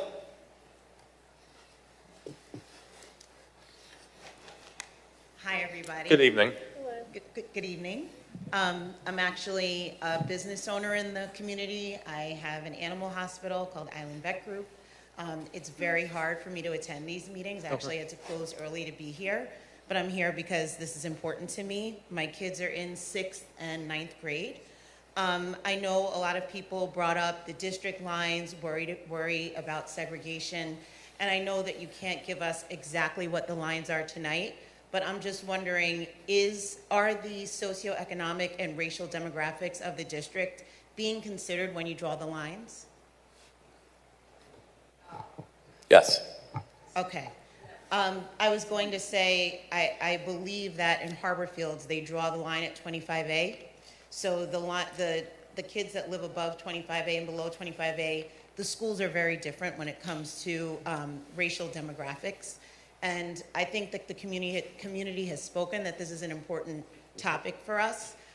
So my next question is a bit procedural since I've never been to one of these meetings before. I understand that some of the questions that we ask you answer on the spot and some you jot down to get to us later. My hope is that as we ask these questions, they are answered at the next session. Yes. Because there are people like me who were here last time and I wasn't, but they were. And they came tonight expecting that their question would be answered. So if you know that there's not enough time to answer all the questions, then put it on your website. But I don't think it's fair to have us ask the questions over and over again and have listening sessions and no answering sessions. At the next session, if you're recording this, then please answer the questions that have been asked at this session. And if you know you don't have the time to put it in the presentation, just post it to the website so that we don't feel like we're spinning our wheels. Finally, I just wanted to ask, since we're going to be saving money on buses, is it something that you're considering to either put bus monitors on these buses or maybe to add late buses? Is that something that you all have been talking about? Well, we have late buses at the middle school and the sixth grade center. And, you know, we can look at bus monitors, regardless of whether there's a change or not. You know, I think people have expressed concerns about buses. We can look at that regardless of any model. I was just asking if we're going to be saving money, perhaps we could add late busing to the high school. You know, I'm just throwing it out there. I don't know if it's something that's been considered. Well, we were doing a pilot study at the middle school because that's where we thought the greatest need would be. We expanded that to the sixth grade center. We can always look at it elsewhere. In the past, it hasn't been very popular. That's why I think it was eliminated previously. Okay. People didn't use it because a lot of kids have cars. They get rides with friends. They didn't use it as much. So it's something that we can always look at again. It's tough for me because of my work schedule, I guess, and my husband's. The other thing I wanted to ask was about traffic studies. I actually live in walking distance of Memorial. Did I run out of time, or was someone? Yes, but we asked a couple of your questions. So if you can answer, just answer the last question, and we'll. The last question was about traffic studies. I live in walking distance of Memorial. Okay. I'm just wondering, does a traffic study need to be done since that school is already zoned as a school? Do you even have to do one? We don't have to do one. Okay. But of course, you know, we are partners, and you know, we have a nice relationship with St. Anthony's. You know, we'll make sure we've, I think, scheduled these times so that there's no overlap of when they arrive or depart. And you know, we'll have conversations with them to make sure that if there's an evening event, you know, that we're not both scheduling something at that time.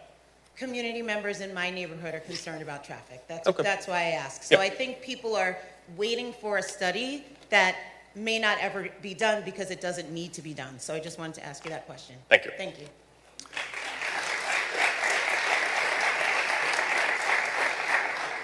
Neil Manella, followed by Cameron Janess, followed by Susan Hiller-Casero. How you doing, everybody, tonight? So I own a couple of businesses, commercial properties in the town. I have two kids in the district and one that's about to come in a couple of years. And it seems to me we don't have an education problem, we have a money problem. And you guys are looking to uproot about 3,000 children in order to go after 60 kids that are worth about $900,000 a year. Because that's what we're doing. You have all these schools with all these kids in them. You said you have 60 children waiting to get into UPK. That equals $900,000 for the district. Okay, so we're going to move all the rest of the children around so that those 60 kids at that high price per head could come to the district to take care of the $10 million shortfall that you're saying is coming on the books for next year, right? And your solutions, and I'm a business owner, are to add more staff that's going to continually grow that number over the years. And you're saying you don't want to be here in 20 years trying to do this again? You know already our taxes are high, which is why the referendums keep getting voted down when you go and looking for more money. There hasn't been any traffic studies done. I own properties on Jericho Turnpike, Route 110. We live off of Dix Hills Road. There's already a ton of traffic. When having more buses on the roads at the same time is going to impact the quality of life for everybody who lives in the district as well. No information done on any of this, okay? Going further, you're not going to be able to staff buses at $55,000 a year. Unless the bus is free, the insurance is free, the benefits are free, the upkeep is free, the gas is free. You're talking about paying a person $55,000 a year. It's not enough for them to even rent an apartment and pay for their car insurance. How are you going to find good drivers that now you have fifth graders on a bus with kindergartners with phones in their hands that they can get any type of information they want? My kids already come home. My sister's kids in elementary school already come home with things that they learn on the bus. The bus driver's job is to drive the bus. So you're even saying, adding a matron. Well, now your bus cost just went up a lot. Where is that going to be factored into the equation? The money you're telling everybody they're saving is money that it doesn't even exist. You're factoring the $900,000 a year that you're not getting into the $30 million to make the number look better so that people feel like they're doing something better for their children. They're not doing something better for their children. Don't disrupt the children. Continue with the quality education that the children have, and you won't have as many enemies that you're making in the room tonight. Thank you. Go ahead. Yeah, there's just a couple of things. Thank you for your comments. I just want to be clear, this is more than 60 students, because we're talking about the portables as well. Well, they have a lifespan, And there's a decision that we have to make regarding those portables. And yes, I know the number is 60 when we talk about pre-K, but it's also an opportunity for more. We have 400 students average roughly in grade level. We have about 150 right now attending pre-K. So it is a lot more students, but there's also that $10 million, $20 million potential problem that the community is going to have to entertain at some point as well. So they're kind of connected to each other. The $10 million problem that we have coming next year, though, nobody got to have any input on, right? That was all decisions made by former Board of Eds that increased the salaries, increased the benefits, increased the payroll of the district. And that's why we're here today, because that problem is why you're coming up with this idea. No. There's multifacets of the problem. There's the problem of the portables, which, as Dr. D'Elia said, to replace the portables will cost $20 million. Then there's the problem of contract transportation, which goes up sometimes 10% or more per year. And you asked before whether we would be able to recruit drivers at that money. The answer is yes, because we've been doing it for many years in a row now. My kid has a new bus driver every few weeks. I see how good you guys are doing. I don't know if that's a South Huntington bus driver or an educational bus driver. It's a South Huntington bus driver. Well, we've been recruiting more and more bus drivers each year, and we've been taking bus starts back from educational as it's been going. The bus companies run ads in every newspaper looking for drivers. Is it just them that can't find them? Yes. You guys have the magical solution? We do, because I'll explain why. Because we offer health care and pension benefits. Which cost more than $55,000 a year. Okay, thank you. Cameron Janess, followed by Susan Hill Casero. Hi, my name is Cameron Janess, and I'm here to finish the rest of Kristen's statement. I also do not understand why we are even talking about option B. This is the most expensive, most disruptive, and most inequitable option when option C exists. Your slides clearly state that with a few adjustments to start times and a building swap for the 6th grade, it would be possible to meet your transportation and UPK needs, thus allowing for the conversations to focus on addressing the portables. You even acknowledge the ability to minimize student exposure to the portables while these important conversations are happening. Therefore, I urge the board to move away from this idea that our system needs some sort of big reimagining to our K-5 model and instead work together with the community to find a solution that at the actual problem at hand. Thank you. Thank you. And last speaker, Susan Hiller Casero.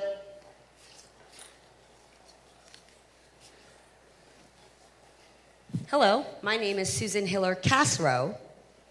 I am a mom of a 2nd grader and a 7th grader. I moved to this district from Amityville 5 years ago. First off, to the board, we are the ones who vote you to this position. So please mind your manners as well. Many people here today, as well as online, have found that because your mic is on, they can hear your little bicker conversations, and I can't wait to go back and listen to the commentary that you have on your mics. Okay, to tell me to calm down or you'll call security is very rude, considering, as everyone knows, I'm very calm right now. Okay? Thank you. Now, where is the funding coming from? You guys are talking about, we're going to save this money, we're going to save that money, we're going to utilize this, we're going to utilize that. I mean, I obviously see my suggestion as option C on there because at the last meeting, you had no options. You had nothing written down. Please don't tell me that you did, because all of us who were there know that you didn't. Okay? We asked at the last board meeting to please provide zoning outlined literally there, and you said October 1st. It's October 1st. You don't have the information that you guaranteed would be here tonight. Okay, you talk about portables. You talk about busing. We're going to save money on busing. No, we're not, because now we're going to have to pay for maintenance on the busing. What happens if they don't work? Now we have to pay for it. Portables, why can't we just fix up the current portables? Why do we have to go to brick and mortar? Okay, has any of you spoken to any of the teachers who currently teach in the portables who have either been there for 10 or 20 years? Have any of you spoken to any current students, 1st graders, 2nd graders, 3rd graders, 5th graders, maybe even 7th graders, to see their opinion as they've gone through this? Okay, I just feel like you've half-assed your presentation and your research. Everything that was on there today is different from what was originally presented. We can go line by line and page by page. All your references are different. Everything is different. You said last time, we didn't say this, we didn't say that, and you did say this, and you did say that. So I'd like to know if you want us to actually understand where you're coming from, to understand the different options, then please present it to us like we're actually on the same page as you and not beneath you because you think you're better than us and not giving us a vote, giving us all this runaround information to make us be like chickens with our head cut off. I would like at the next meeting to maybe get the opinion of each individual board member on how they feel, or maybe do surveys and find out exactly what the community wants. Because remember, if this goes through because you say so, we can vote it down. We can vote you out. We are your voices. So why don't you be a little bit nicer and proper to us? Thank you.